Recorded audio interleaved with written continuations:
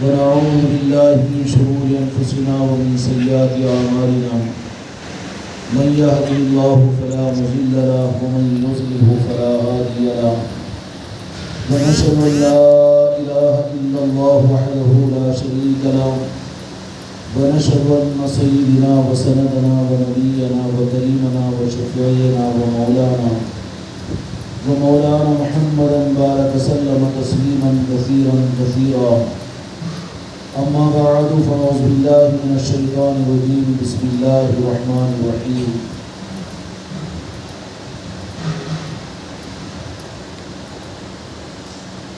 والسابقون الأولون من المهاجرين والأنصار والذين اتبعوهم بإحسان رضي الله عنه ورضوا عنه وأعد لهم جنات تجري تحتها الأنهار خالدين فيها أبدا ذلك الفوز العظيم. وقال الله تبارك وتعالى في القرآن العظيم والفرقان الحميد والذين جاهدوا فينا لنهدينهم سبلنا. وقال تعالى في عظمته أولياء أمته في القرآن المجيد والفرقان الحميد ألا إن أولياء الله لا خوف عليهم ولا هم يحزنون. وقال تعالى في القرآن العظيم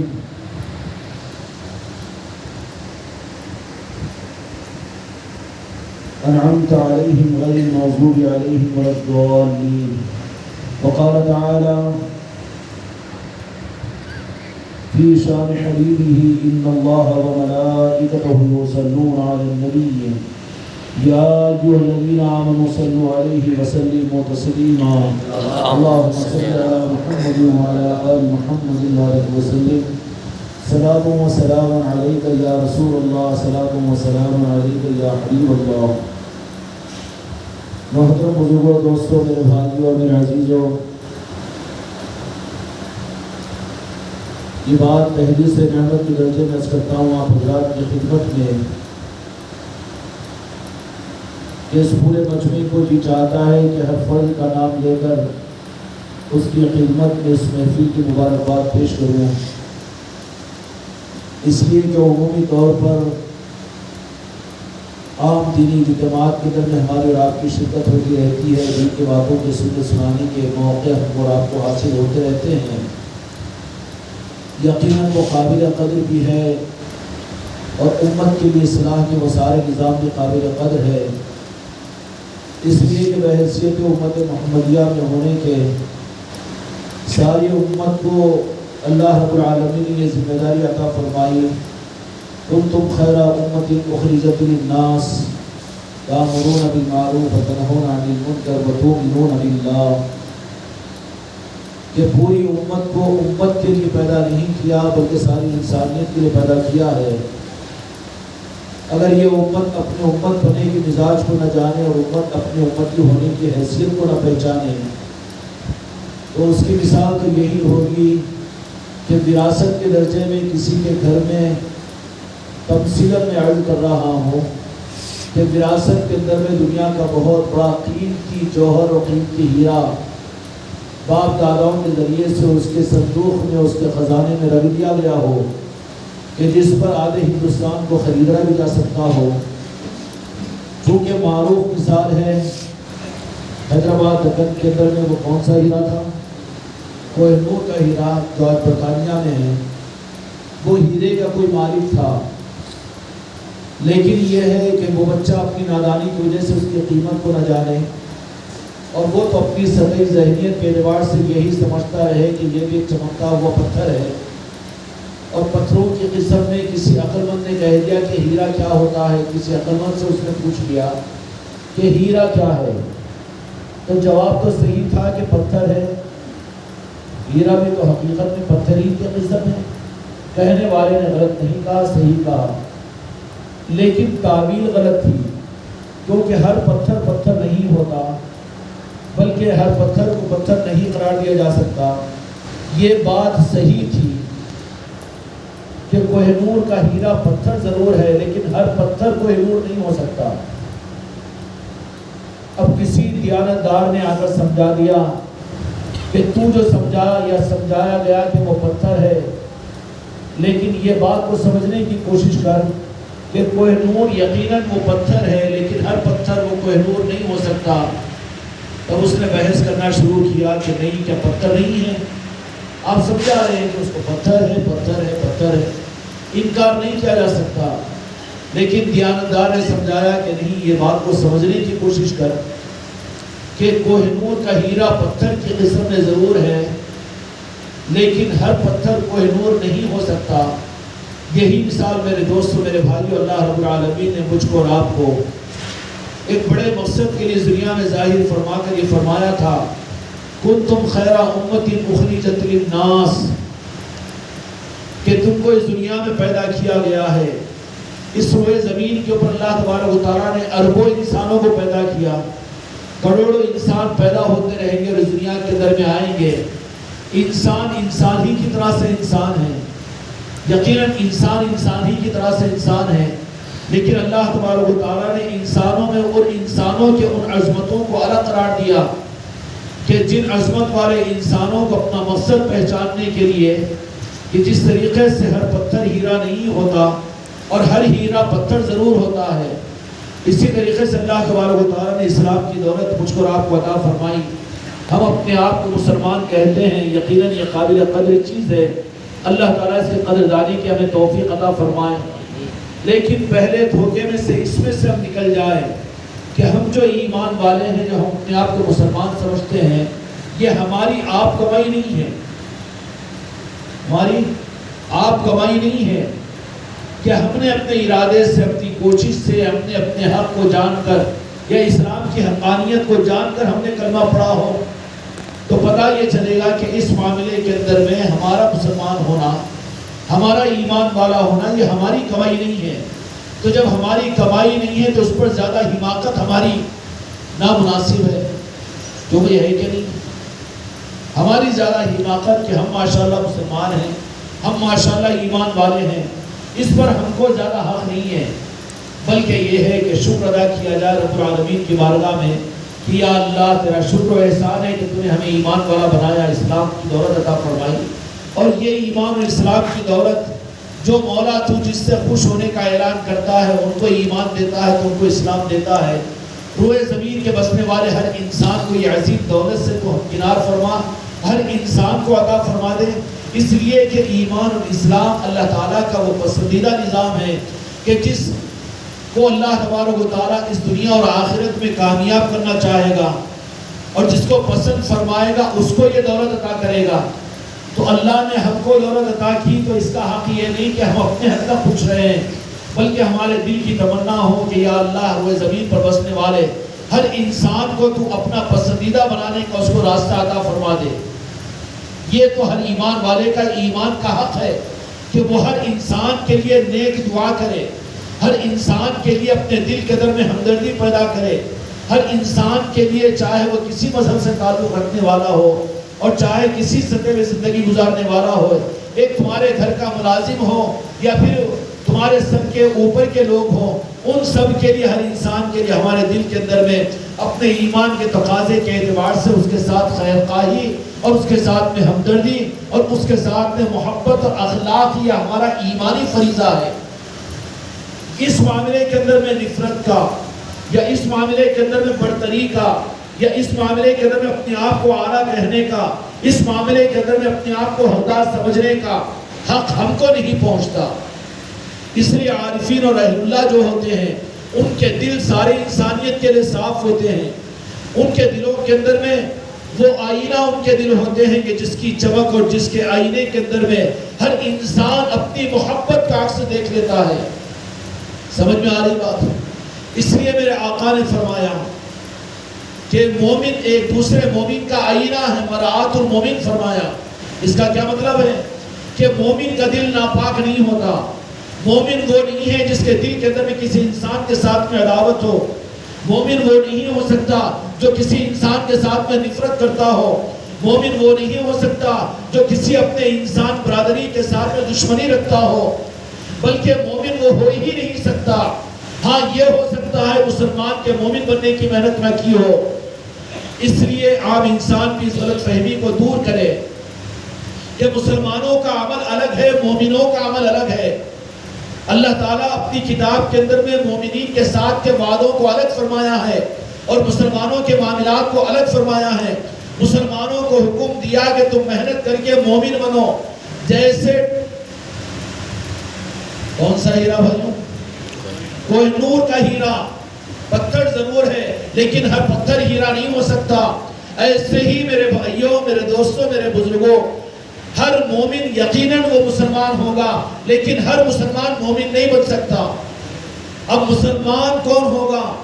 جو اسلام میں داخل ہو، ایمان کو قبول کرے، اللہ کی ذات پر ایمان لائے، آسمانی کتابوں پر ایمان لائے، اللہ کے انبیاء پر ایمان لائے، اور اس ایمان کے اندر میں، اس اسلام کے اندر میں، اسلام کے قبول کرنے میں صرف ہم ہی شامل نہیں ہیں بلکہ امت سابقہ میں جتنے یہودی ہیں اور جتنے نصارہ ہیں، جتنے عیسائی ہیں اور جتنے دنیا کے اندر میں اور دیگر مذاہب کے ماننے والے انسان ہمارے برادران وطن ہیں، وہ چاہے ویدوں کے ماننے والے ہوں اور چاہے رامائن و مہابھارت کے ماننے والے ہوں اور چاہے وہ تورات کے ماننے والے ہوں، انجیل کے ماننے والے ہوں، وہ ہمارے برادران وطن بھائی ہیں جو اس معنی کے اندر میں کہ وہ ایشور کو مانتے ہیں، وہ بھگوان کو مانتے ہیں، وہ ایک کو مانتے ہیں اور اس کی پرستش کرتے ہیں اور اس کی عبادت کے لیے اپنے آپ کو تیار کرتے ہیں اور وہ اپنے آپ کو اس کا بندہ، اس کا پیدا کیا ہوا اور اس کو اپنا رب تسلیم کرتے ہیں، وہ اس زاویہ اس اینگل کے اعتبار سے وہ بھی مسلمان ہیں۔ مسلمان کے معنی قبول کرنا ہے، مسلمان کے معنی علماء سے پوچھ لیے کہ مسلمان وہ کہ اپنے اختیارات ہونے کے باوجود اپنے آپ کو بے اختیار کر دے، اپنی مرضی پر، اپنی خواہش پر، اس سب کے مقابلے پر حق کو تسلیم کرنے والے کو مسلمان کہتے ہیں۔ سمجھ میں آگئی بات؟ تو اس روح کے اعتبار سے جو ایک کو ماننے والا ہو، آسمانی کتابوں کو ماننے والا ہو، یہ صرف ہمارا حق نہیں ہے اپنے آپ کو مسلمان کہنے کا۔ اس لیے میرے آقا حضرت محمد مصطفیٰ صلی اللہ علیہ وسلم وَمَا أَرْسَلْنَاكَ إِلَّا رَحْمَةً لِلْعَالَمِينَ، سارے انسانوں کے لیے رحمت بنا کر بھیجے گئے ہیں۔ آپ کی رحمت میرے آقا کی کسی ایک قوم سے مسلمانوں کے ساتھ میں نہیں ہے، بلکہ میرے آقا کی رحمت جس کا رب العالمین ہے، اس کے لیے رحمت میرے آقا کی ذات بابرکت ہے۔ سمجھ میں آگئی بات؟ اس لیے اس معاملے کے اندر میں زیادہ ہم کو حق نہیں پڑتا تکبر کرنے کا کہ ہم مسلمان ہیں، ہم یہ ہیں، ہم اونچے ہیں، ہم اعلیٰ ہیں، نہیں، بلکہ یہ ہو سکتا ہے کہ ایک سیڑھی اوپر اگر تم نے محنت کرتے ہوئے اسلام کے ملنے کے بعد میں اگر مومن بننے کی محنت اگر تم کو مل گئی ہو اور تم نے اپنے بارے میں مومن بننے کا فیصلہ کر لیا ہو اور اپنے آپ کو مومن بنانے کی لائنوں پر محنتوں پر ڈال دیا ہو اور تم کو اللہ تبارک و تعالیٰ نے چاہ کر اور چن کر اپنا محبوب اور پسندیدہ بننے اور بنانے کے راستے پر ڈال لیا ہو، آل رسول کی نسبت عطا کی ہو، پنجتن پاک کی محبت نصیب کی ہو اور ساری انسانیت سے محبت کا ذوق تمہیں ملا ہو اور سارے انسانوں کے ساتھ میں الفت تمہارے دل کے اندر میں ہو، بھوکوں کو کھلا تم رہے ہو، ننگوں کو پہنا تم رہے ہو اور پیاسوں کو پلا تم رہے ہو اور ہر پریشان حال کو دیکھ کر تمہارا دل بے چین و بے قرار ہوتا ہے، وہاں یہ نہیں سوچتا کہ کون سے مذہب کا، یہ کون سی قوم کا انسان ہے، اللہ کی مخلوق ہے۔ اگر تمہارے دل کے اندر میں چبھن پیدا ہو رہی ہو تو یہ سمجھ لو چاہے کسی قوم کے اندر بھی کیوں نہ رہتے ہو، ایسے انسان جو خلق کی پریشانی کو دیکھ کر بے چین ہو جائے، ان کے بھوک کو دیکھ کر بے چین ہو جائے، میں مسلمانوں کے لیے بات نہیں کہہ رہا ہوں بلکہ عام انسانوں کے لیے پیغام دینا چاہ رہا ہوں، جن کے دل کے اندر میں دنیا کے انسانوں کی پریشانیوں کو دیکھ کر اور کسی کے مشکل کو دیکھ کر اس کا دل پریشان اگر ہو جاتا ہے، یہ دولت عرض کر دوں کہ ظاہری طور پر دین کے چوغے اوڑھنے والوں کے پاس میں بھی کم ہو سکتی ہے، لیکن یہ دولت کسی ظاہری طور پر کلمہ نہ پڑا ہو اس کے پاس میں زیادہ ہو سکتی ہے۔ یہ ہے اسلام، یہ ہے اللہ کا دین کہ اللہ تبارک و تعالیٰ نے اس دنیا میں اسلام کو کیوں پیدا کیا اور اسلام کو کیوں بھیجا۔ ہم مسلمان ہوتے ہوئے مقصد کو نہیں جانے۔ مسلمان خود یہ سمجھتا ہے کہ اسلام اور قرآن، وہ میں قرآن پر عمل کروں، میں دین پر عمل کروں تو مجھے جنت مل جائے۔ یہ تو ایک بندے کی غرض ہوئی، تیری غرض ہوئی۔ اور یہ مسلمان یہ سمجھے کہ دین پر چلوں، شریعت پر چلوں، اسلام پر چلوں، کیوں؟ اس لیے کہ میں جہنم سے بچ جاؤں، تو جہنم سے بچنا تو صرف کسی ایک انسان کی تمہاری میری غرض ہو گئی. تمہاری غرض سے، تمہاری چاہت سے، تمہارے مقصد سے اللہ تبارک و تعالیٰ کو کیا مقصد تھا کہ تم کو دنیا میں پیدا کرے؟ پھر اللہ تعالیٰ سے پوچھے کہ یا اللہ آپ نے ہم کو مسلمان بنایا، یا اللہ آپ نے ہم کو وہ راستہ عطا فرمایا کہ ہم مسلمانوں سے آگے بڑھ کر مومن بننے کے راستے پر آ گئے. ہم نے اس دامن کو تھاما ہے اور اس راستے کو اختیار کیا ہے اور ان نظاموں کو ہم نے اختیار کیا ہے جس پر چلنے والوں کو آپ مومن بنا دیتے ہیں. تو میرے بھائیوں اور میرے دوستوں، میرے بچوں، یہ بات اچھی طرح سے سمجھ لینا کہ جن کے سینوں کے اندر میں وہ دل ہے، چاہے وہ کسی قوم و برادری کے ساتھ میں تعلق رکھتے ہو، قابل قدر ہے، قابل عزت ہے اور قابل عظمت ہے، ان کی قدر کیجئے.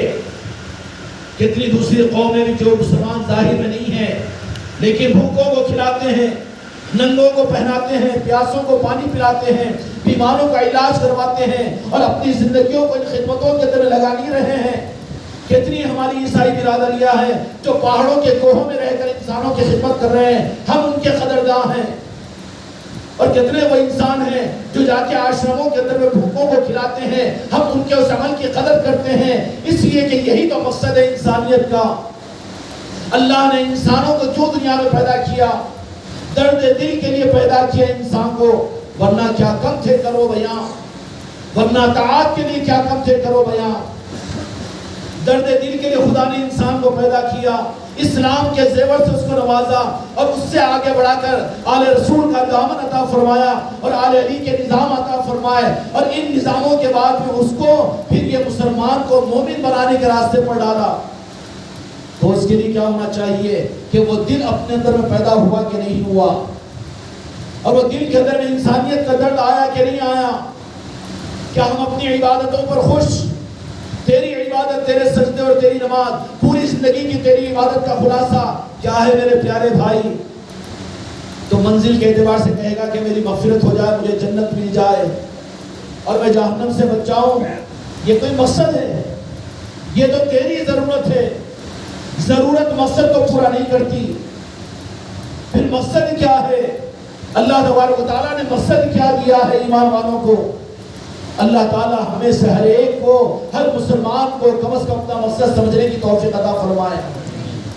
کھلے ہوئے الفاظ میں کہہ دوں، یہ تربیت کی مجلس ہے میرے بچوں، اور بھی تربیت کی مجلس کا مطلب یہ ہے کہ ان چیزوں کو سوچ کر اپنی ذات کے بارے میں کوئی فیصلہ کرو. یہ اچھے بیانات کو سنا کر آپ کے دل کو ٹھنڈا کر کے یہاں سے بھجانے کے لیے محفل کو قائم نہیں کیا گیا، یا پھر اس کو محفل کو محفل مت سمجھو کہ کوئی بڑا بیان ہو جائے، بڑی تعریف ہو جائے اور لوگ کہے کہ ماشاءاللہ الحمدللہ. اس مقصد کے لیے محفل نہیں ہوئی. یہ محفلیں تو اصل میں مقصد کے پہچاننے کے لیے ہے، اور جس کو مقصد سمجھ میں آ جائے گا اور اپنے رخ کو مقصد کی طرف میں موڑ لے گا، رب العالمین اس کو اللہ تبارک و تعالیٰ فرماتے ہیں کہ پھر ہم ان کو اپنا دوست اور اپنا محبوب اور پسندیدہ انسانوں میں وہ ایمان والا منتخب فرما لیتے ہیں. اور مومن اور ایمان اللہ کے خزانے سے خاص راست ملتا ہے. اسلام تو قرآن سے مل جائے گا، شریعت تو قرآن و حدیث سے مل جائے گی، دین تو بیانات سے، تقریروں سے مل جائے گا، لٹریچروں سے مل جائے گا، لیکن ایمان یہ رب کے اور یہ ایشور کے اور یہ بھگوان کے دینے سے ملتا ہے. کس سے ملتا ہے بھائی؟ اللہ کے دینے سے ملتا ہے، اور وہ اس کی گفٹ ہے اور اس کا ہدیہ اس کا کیا ہے. جو اپنے دل کو اور اپنے من کو اور اپنے اندر کے قلب کو اس قابل بنائے گا، رب العالمین کی بارگاہ میں اگر وہ قبول ہو جائے گا. درد دل اس انسان کے دل میں آ گیا، انسانوں کے درد کو محسوس کرنا اور انسانوں کی محبت اپنے دل میں پیدا کرنا اور ذات و پاک کی نفرتوں سے دور ہونا. اگر یہ کسی کے دل کے اگر دنیا بن جاتا ہے تو پھر ایمان والا اپنی پہچان اپنی طرف سے اس کو عطا کرتا ہے، اس کو ایمان کہتے ہیں. اسلام کتابوں سے مل جائے گا، اسلام شریعت کے نظاموں سے مل جائے گا، اسلام سنت و شریعت سے مل جائے گا، لیکن ایمان نہیں ملے گا. ایمان کے لیے اس کا طریقہ ایک الگ ہے اور علیحدہ ہے. سمجھ میں آ گئی بات؟ ایز ایگزامپل مثال سمجھ لیجئے کہ پانی ضرورت کی چیز ہے، پانی تو کہیں پر بھی بور ویل کروا لو، کنواں کھود لو، وہاں پانی مل جائے گا، بھئی عام ضرورت کی چیز ہے نا۔ اسلام یقیناً مسلمانوں کی ضرورت کی چیز ہے کہ نماز اور دین اور زکوٰۃ اور صدقہ اور خیرات اور یہ دین اور شریعت کے اعمال، تو یہ تو عمومی طور پر جیسے پانی ضروری ہے ویسی شریعت ضروری تھی، یہ ہر جگہ مل جائے گی، لیکن اتنی زیادہ ضروری چیز نہیں ہوتی۔ پیٹرول ہر جگہ مل جائے گا، پیٹرول ہر جگہ ملے گا، اگر ہر جگہ ملنا شروع ہو تو وہ قیمتی، اس کا قیمتی ہونا ضائع ہو جائے گا، وہ بھی لا قیمت اور بے قیمت ہو جائے گا۔ اس لیے پیٹرول کا قانون الگ ہے، پیٹرول ہر جگہ نہیں ملتا، جہاں ہوتا ہے وہاں پر انسانوں کو ڈھونڈنا پڑتا ہے اور وہاں پر انسانوں کو جانا پڑتا ہے پیٹرول پمپ پر۔ پانی کسی بھی گلی میں اور کہیں پر بھی مل جائے گا کسی مٹکے میں، لیکن پیٹرول کو اگر حاصل کرنا ہو تو اس کے لیے صاحب پیٹرول پمپ کتنے کلومیٹر ہے؟ 20 کلومیٹر کے بعد ہے۔ کیوں؟ اتنے غیر ضروری پیٹرول کہ پیاس لگی تو پانی کے گلاس کے بجائے پیٹرول پی لے تو پیاس تو نہیں بجھ سکتی، اتنا غیر ضروری، لیکن وہ کیوں اس کے لیے اتنا دور جانا؟ ہاں دور جانا اس کا اصول ہی یہ ہے۔ اسی طریقے سے اسلام ضروری تھا انسانوں کے لیے، اس کے اخلاق اور اس کی شریعت اور اس کے احکامات، اس کی نمازوں کا دین اور شریعت اور سارے نظاموں کے لیے عمومی طور پہ انسانوں کو ضروری تھا، تو اس کے نظام تو عام کر دیا اللہ تعالیٰ نے۔ ہدی للناس ہدی للمتقین، اللہ تعالیٰ نے قرآن و حدیث کو دے دیا۔ اب اس میں شریعت کو ڈھونڈ لو، مسلمان اپنی زندگی کو شریعت کے مطابق میں لا لو، یہ تمہاری اپنی ضرورت کے لیے کافی ہوگا۔ لیکن اب اس سے آگے بڑھو اور چاہو کہ نہیں مولا کہ تو جس مقصد کے لیے مجھے پیدا کیا ہے، میں تیرے اس مقصد کو بھی پورا کرنے کا میں اپنے اندر میں ارادہ کرتا ہوں۔ میں اپنے لیے جینا نہیں چاہتا، بلکہ میں تیرا پسندیدہ اور محبوب بندہ بن کر جینا چاہتا ہوں۔ میری ذات سے بھی تیرا بھی کوئی مقصد پورا ہو جائے، وہ انسان کتنا خوش قسمت ہوگا کہ اللہ تو سب کی ضرورتوں کو پورا کرنے کی فکر کر رہا ہو۔ رب کون ہے؟ مالک کون ہے؟ پروردگار کون ہے؟ رب العالمین کون ہے؟ جو ہر مخلوق کی ضرورت کو پورا کرنے کی فکر کرنے والے کا نام رب العالمین ہے کہ نہیں؟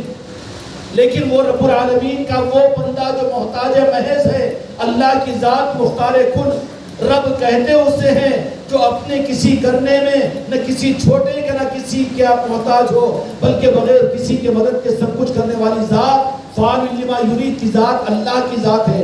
وہ اپنے کرنے میں کسی کا محتاج نہیں، اپنا برابر کسی کو نہیں بنایا، اپنا بدل کسی کو نہیں بنایا۔ عبادت کے قابل صرف رب العالمین کی ذات، اور پھر عبادت صرف اللہ کی جائے گی، عبادت میں کوئی دوسرا داخل نہیں ہو سکتا۔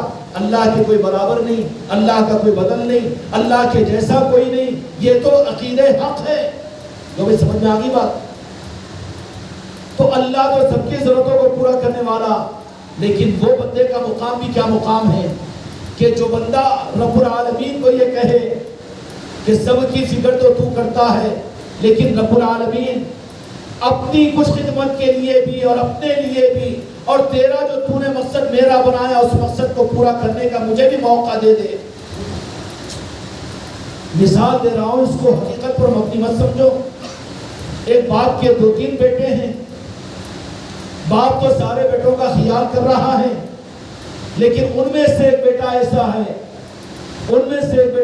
ہے جو چھپ کر ارادہ کر کے وہ اس بات کی کوشش کرتا ہے کہ مجھ سے بھی میرے باپ کی کوئی خدمت ہو جائے، مجھے بھی کچھ موقع مل جائے کہ باپ کی میں مرضی کو میں پورا کروں۔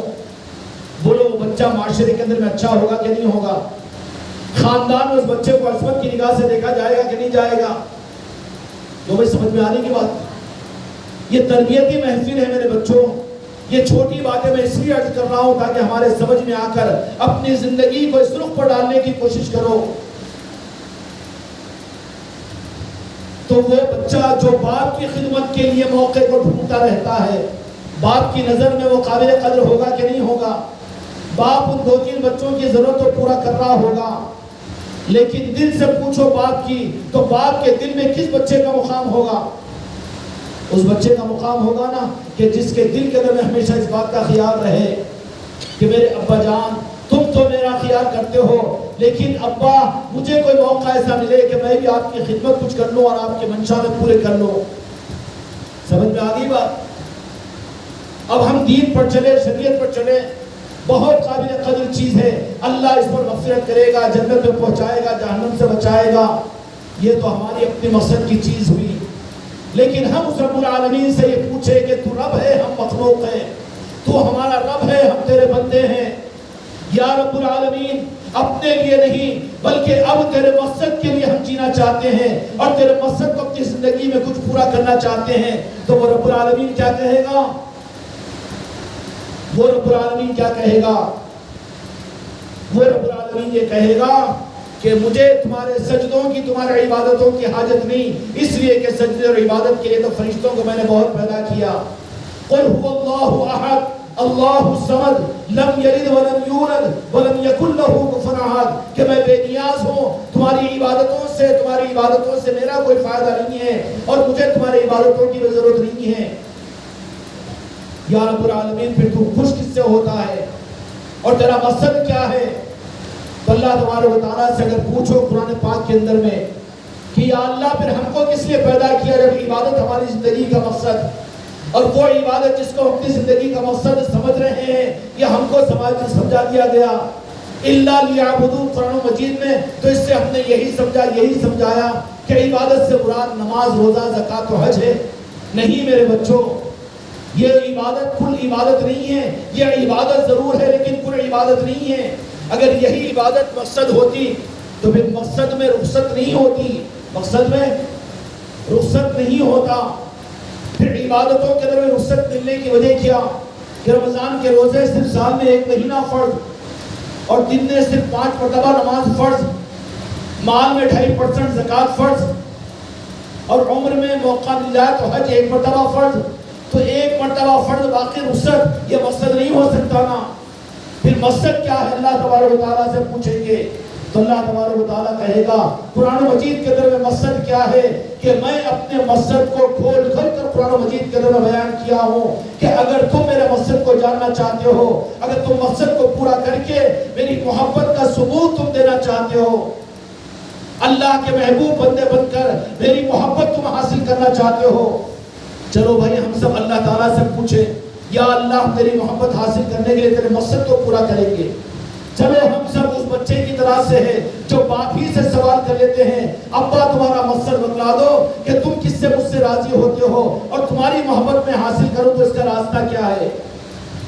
بھئی ایک لمحے کے لیے سوال کرو رب العالمین سے، یا رب العالمین آپ ہمارے رب ہیں، آپ ہمارے خالق ہیں، آپ ہمارے مالک ہیں، ہماری دنیا اور آخرت ایک ایک سانس کے آپ مالک ہیں، ہم چاہتے ہیں کہ آپ ہم سے محبت کریں، اپنا ہم کو بنا لیں، اس کا راستہ کیا ہے؟ تو اللہ تبارک و تعالیٰ قرآن مجید کے اندر میں فرماتا ہے جتنی عبادتیں ہو رہی ہیں، جتنے احکامات پر چلا جا رہا ہے، اس کا رخ یا تو یہ ہوگا کہ جنت کو حاصل کرو، جہنم سے بچو، یہ تو میرے بندو یہ تمہاری غرض ہو گئی، یا تو پھر یہ ہوگا کہ مسلمان ہے تو دین اور شریعت پر عمل کرو، تو عمل تو بوجھ سمجھ کر کیا جائے گا، تو موقع پا کر دین سے رخصت اختیار کرے گا، یہ مسجد میں نماز پڑھے گا، باہر دفتر میں جا کر لوگوں سے رشوت لے گا، یہ مسجد کے اندر میں آ کر یہ عبادات کرے گا، باہر نکل کر لوگوں کی بہنوں بیٹیوں کو دیکھے گا، اور یہ مسجدوں میں عبادت کرنے والا ہوگا اور بھی یتیم و یسیروں کا حق مارے گا، اور یہ مسجدوں میں عبادت کرنے والا ہوگا لیکن غریب اور مسکینوں کے اوپر ان کے مالوں پر یہ قبضہ کرنے والا ہوگا۔ یہ ہوگا کہ نہیں ہوگا؟ کیونکہ شریعت کو اس نے بوجھ سمجھا۔ اب اللہ کی بارگاہ میں پوچھے کہ یا رب العالمین، سارے انسان مل کر رب العالمین کی بارگاہ میں پوچھے کہ اس رب کو جو اللہ کہہ کر پکارے، رحیم کہہ کر پکارے، رحمان کہہ کر پکارے، ستار کہہ کر پکارے، غفار کہہ کر پکارے، بھئی نام ایک ہی رب کے تو لیا ہوں نا، میں ایک ہی نام کے تو لیا ہوں نا۔ میں اگر ستار کہوں تو کیا کہیں گے آپ اللہ کے علاوہ کسی کا اور تعصب لائیں گے؟ کسی کا نام ستار ہے تو عبد الستار اللہ کا بندہ تو ستار کہنا ہی صحیح ہے۔ اگر کوئی خالی ستار کہہ رہا ہے عقیدے کے اعتبار سے تو کفر لازم آئے گا، اس لیے کہ ستار کی ذات و رب کی ہے۔ میں 5-7 نام غفار، رحمان، ستار یہ نام لیا تو آپ لوگ تو مطمئن رہنا کہ اللہ کے نام لے رہا ہوں۔ اچھا یہ نام عربی کے ہیں، عربی کے ہیں نا، اللہ کے نام ہے نا 99 نام قرآن مجید کے اندر میں کتنے ہیں جو اللہ نے بتایا وہ 99 نام ہیں. اللہ کے علم ہے تو اللہ کے نام جتنے ذرے اتنے نام ہیں رب العالمین کے, اور وہ تو عالم الغیب واللہ اللہ تبارک و تعالیٰ ہی جانتا ہے وہ اس کے علم کو. تو 99 نام تو قرآن مجید میں ظاہر کیے گئے تو اللہ کے نام کیے ہوئے, اور قرآن مجید عربی کے اندر میں نازل ہوا کہ نہیں ہوا. اس لیے یہ عربی کے ناموں کو ہم نے اللہ کا نام مانا. اس پر ہم اللہ کے علاوہ کے کسی کا اور تاثر نہیں لاتے. لیکن قرآن مجید بجائے عربی کے نازل ہونے کے مثال دے رہا ہوں میں ایز ایگزامپل. ہم پہلے اپنے دل کی تنگیوں کو دور کریں عام انسانوں کے متعلق. ہم اسلام کو سمجھے, خدا کرے کہ ہم کو مومن بننے کی توفیق عطا فرمائے, اور وہ راستہ ہم کو عطا فرمائے کہ جو مسلمان مومن بن کر اس دنیا کے اندر میں اپنے دل کے آئینے سے دنیا کے انسانوں کو راستہ بتانے والا ہوتا ہو. قرآن پاک عربی میں نازل ہوا تو عربی میں 70 بھی اللہ کا نام قرار دیا گیا. قرآن مجید عربی کے اندر میں ہے تو رحیم عربی لفظ ہے تو بھی خدا کا نام قرار دیا گیا. اگر قرآن پاک عربی کے بجائے تیلگو میں, گستاخی نہیں کر رہا ہوں میں, بے ادبی نہیں کر رہا ہوں, سمجھا رہا ہوں بات. اللہ نے بھی قارون کی مثال دے کر سمجھائی, فرعون کی مثال دے کر سمجھائی, تو عبداللہ کو اللہ کو سمجھانے کے لیے اتنا حق نہیں ہے جی.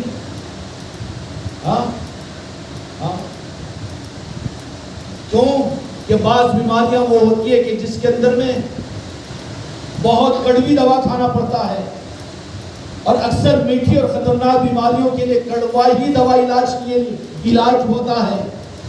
ایسی کڑوی دوا آپ کھا لو. آپ ستار کہہ رہے ہیں, آپ رحمان کہہ رہے ہیں, آپ غفار کہہ رہے ہیں, تو عربی کا نام ہونے کی حیثیت سے آپ اللہ ہی سمجھ رہے ہیں. اگر قرآن مجید عربی کے بجائے تیلگو میں نازل ہوتا اور اگر سنسکرت کے اندر میں نازل ہوتا تو پھر سنسکرت میں اللہ کو کیا کہا جاتا ہے تم نہیں جان سکے. لیکن کوئی اگر کہہ رہا ہے بھگوان اور کوئی رام تو تم اس کو غیر اللہ کیوں کہہ رہے ہو؟ اللہ کا نام اس میں نہیں ہو سکتا. تورات کے اندر میں اللہ کو کیا کہا گیا, اور اسی طریقے سے سریانی زبان کے اندر میں انجیل نازل بھی اس میں کیا کہا گیا ہے. کہیں پر گاڈ کہا گیا ہے اور کہیں پر بھگوان کہا گیا ہے, کہیں پر وشنو کہا گیا ہے, کہیں پر رام کہا گیا ہے. تم کو اللہ کہو, تم رحمان کہو, رحیم کہو, لیکن وہ جو اس کی تصور میں اس کو پکار رہے ہو وہ کیوں تم سمجھتے ہو کہ وہ غیر اللہ کو پکار رہے ہیں.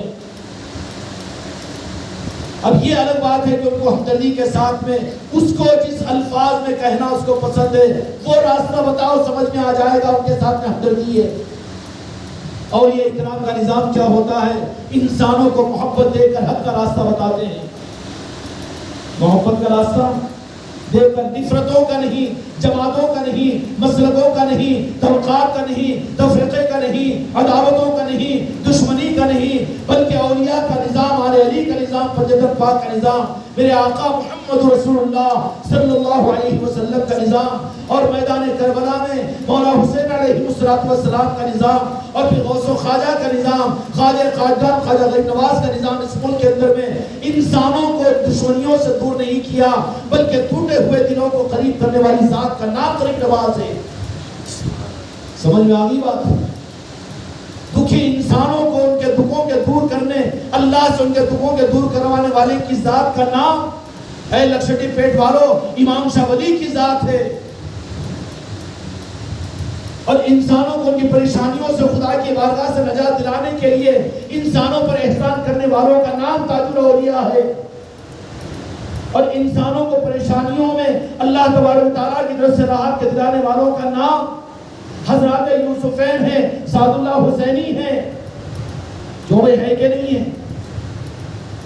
ابھی آپ کی یہاں پر آنے سے پہلے 3-4 ہمارے برادران وطن سے ہماری ملاقات ہوئی سرور بھائی کے مکانوں پر.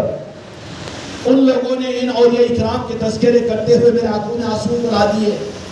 بولا کہ اچھا یہ عقیدت اور محبتیں, اور کن ظالموں نے اولیاء کی محبتوں کو ہمارے دلوں سے نکال کر ہمارے سینوں کو تو بالکل قبرستان کر دیا اور پھر بدعقیدگیوں کی وجہ سے ویران اور بنجر کر دیا.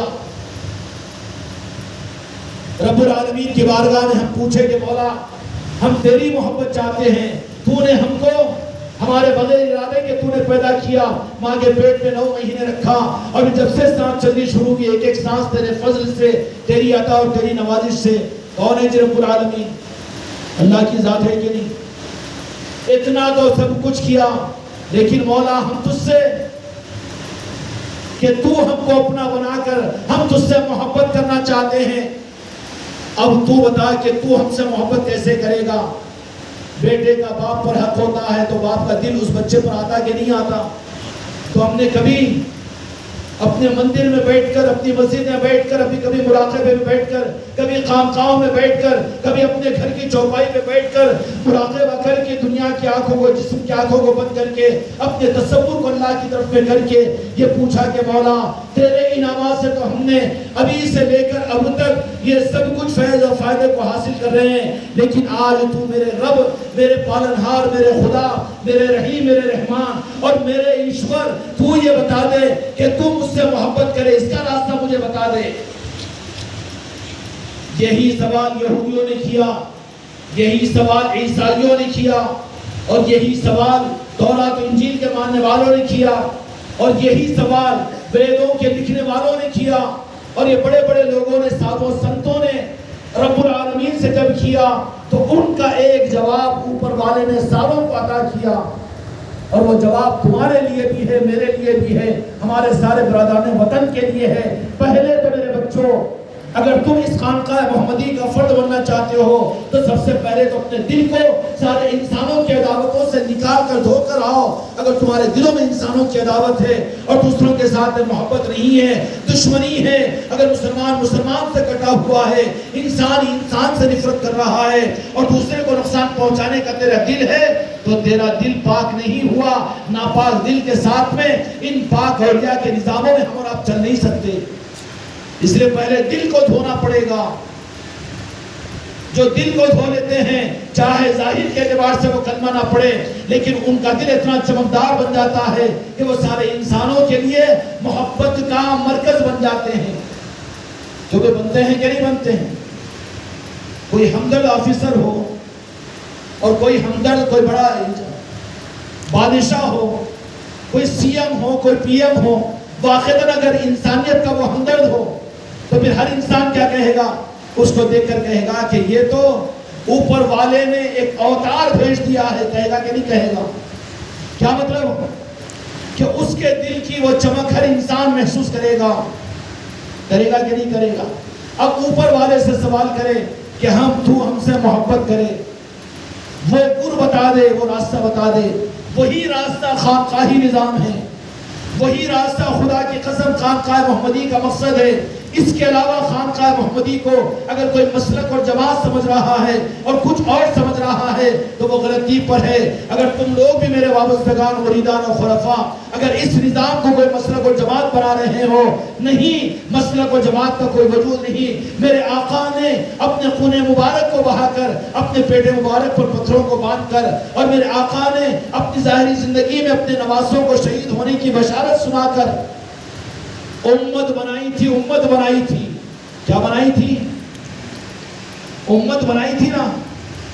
اب یہ امت مسلکوں اور جماعتوں میں بٹ کر تم الگ، تم الگ، تم الگ، تو یہ امت کی ہمدردی نہیں ہے، امت کے ساتھ میں ظلم ہے۔ اگر خانقاہ محمدی والوں، اگر تم بھی اگر کوئی جماعت سمجھ رہے ہو، کوئی مسلک سمجھ رہے ہو، تو تم بھی گمراہیت پر ہو۔ تم کیا ہو؟ کہ ہم اور آپ امتی ہیں، اور امتی ہونے کی حیثیت سے اب رب العالمین سے مراقبے میں، خانقاہوں میں بیٹھ کر سوال کرو، یا اللہ ہم تجھ سے محبت کرے، یہ تو ہمارے بس کی بات نہیں ہے، لیکن تو وہ راستہ بتا دے کہ تو کن سے محبت کرتا ہے۔ پوچھ سکتے ہیں نا؟ پوچھا ساری قوموں نے سے، تو اللہ تعالیٰ نے کیا کہا؟ قُلْ إِن كُنتُمْ تُحِبُّونَ اللَّهَ فَاتَّبِعُونِي وَيُحِبُّكُمُ اللَّهُ۔ کہ بندو تم مجھ سے محبت کا دعویٰ کرتے ہو تو تم مجھ سے محبت نہیں کر سکتے، میں تم کو ملتا نہیں ہوں، میں روبرو تمہارے سامنے نہیں آ سکتا۔ میں نے ایک مخلوق سورج بنایا تو وہ سورج کو تم اپنی سادی آنکھ سے 2 منٹ دیکھ نہیں سکتے، تو بنانے والے کو کیا دیکھ سکو گے؟ مجھ موسیٰ علیہ السلام نے ارادہ کیا کہ رب العالمین تو کو میں دیکھنا چاہتا ہوں، تو موسیٰ کلیم اللہ مقرب نبی، وہ جو اللہ تعالیٰ کا روبرو زیارت نہیں کر سکے، تو 15ویں صدی کے مسلمان تو رب کو کیا دیکھ سکتا ہے؟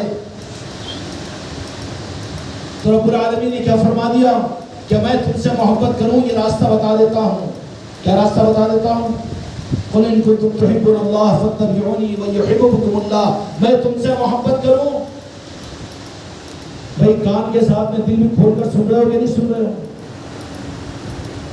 اگر یہ بات ہمارے دماغوں میں اگر سمجھ میں آ جائے تو پھر زندگی بامقصد بن جائے گی۔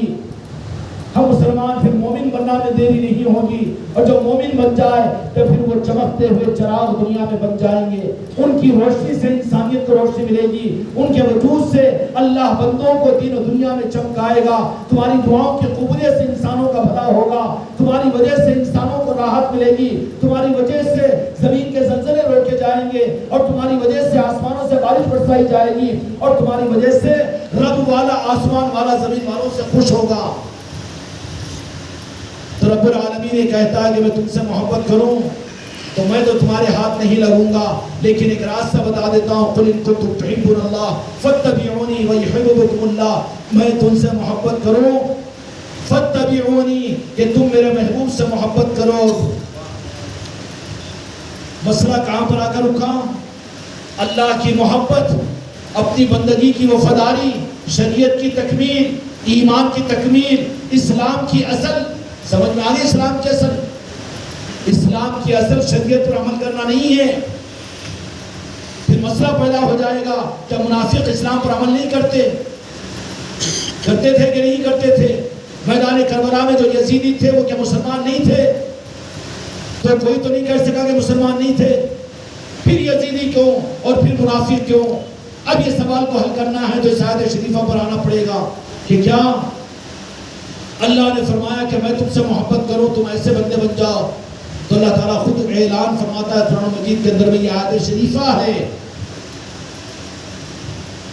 قُلْ إِن كُنتُمْ تُحِبُّونَ اللَّهَ فَاتَّبِعُونِي، کہ میرے محبوب آپ فرما دیجئے کہ جو بندے مجھ سے محبت کرنا چاہتے ہیں، محبت کا دعویٰ کرتے ہیں، فَاتَّبِعُونِي وَيُحِبُّكُمُ اللَّهُ، میرے محبوب وہ تم سے محبت کرے۔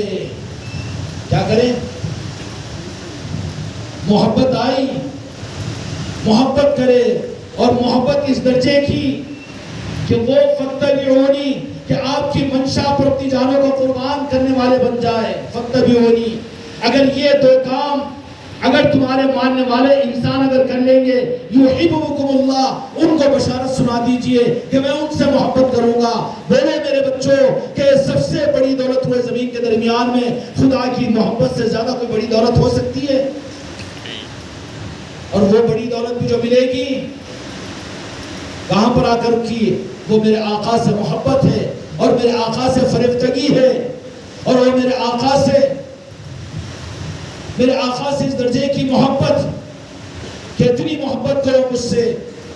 حضرت عمر فاروق رضی اللہ تعالیٰ عنہ کو میرے آقا نے فرما دیا کہ فرماؤ عمر بن خطاب کہ تم مجھ سے کتنی محبت کرتے ہو؟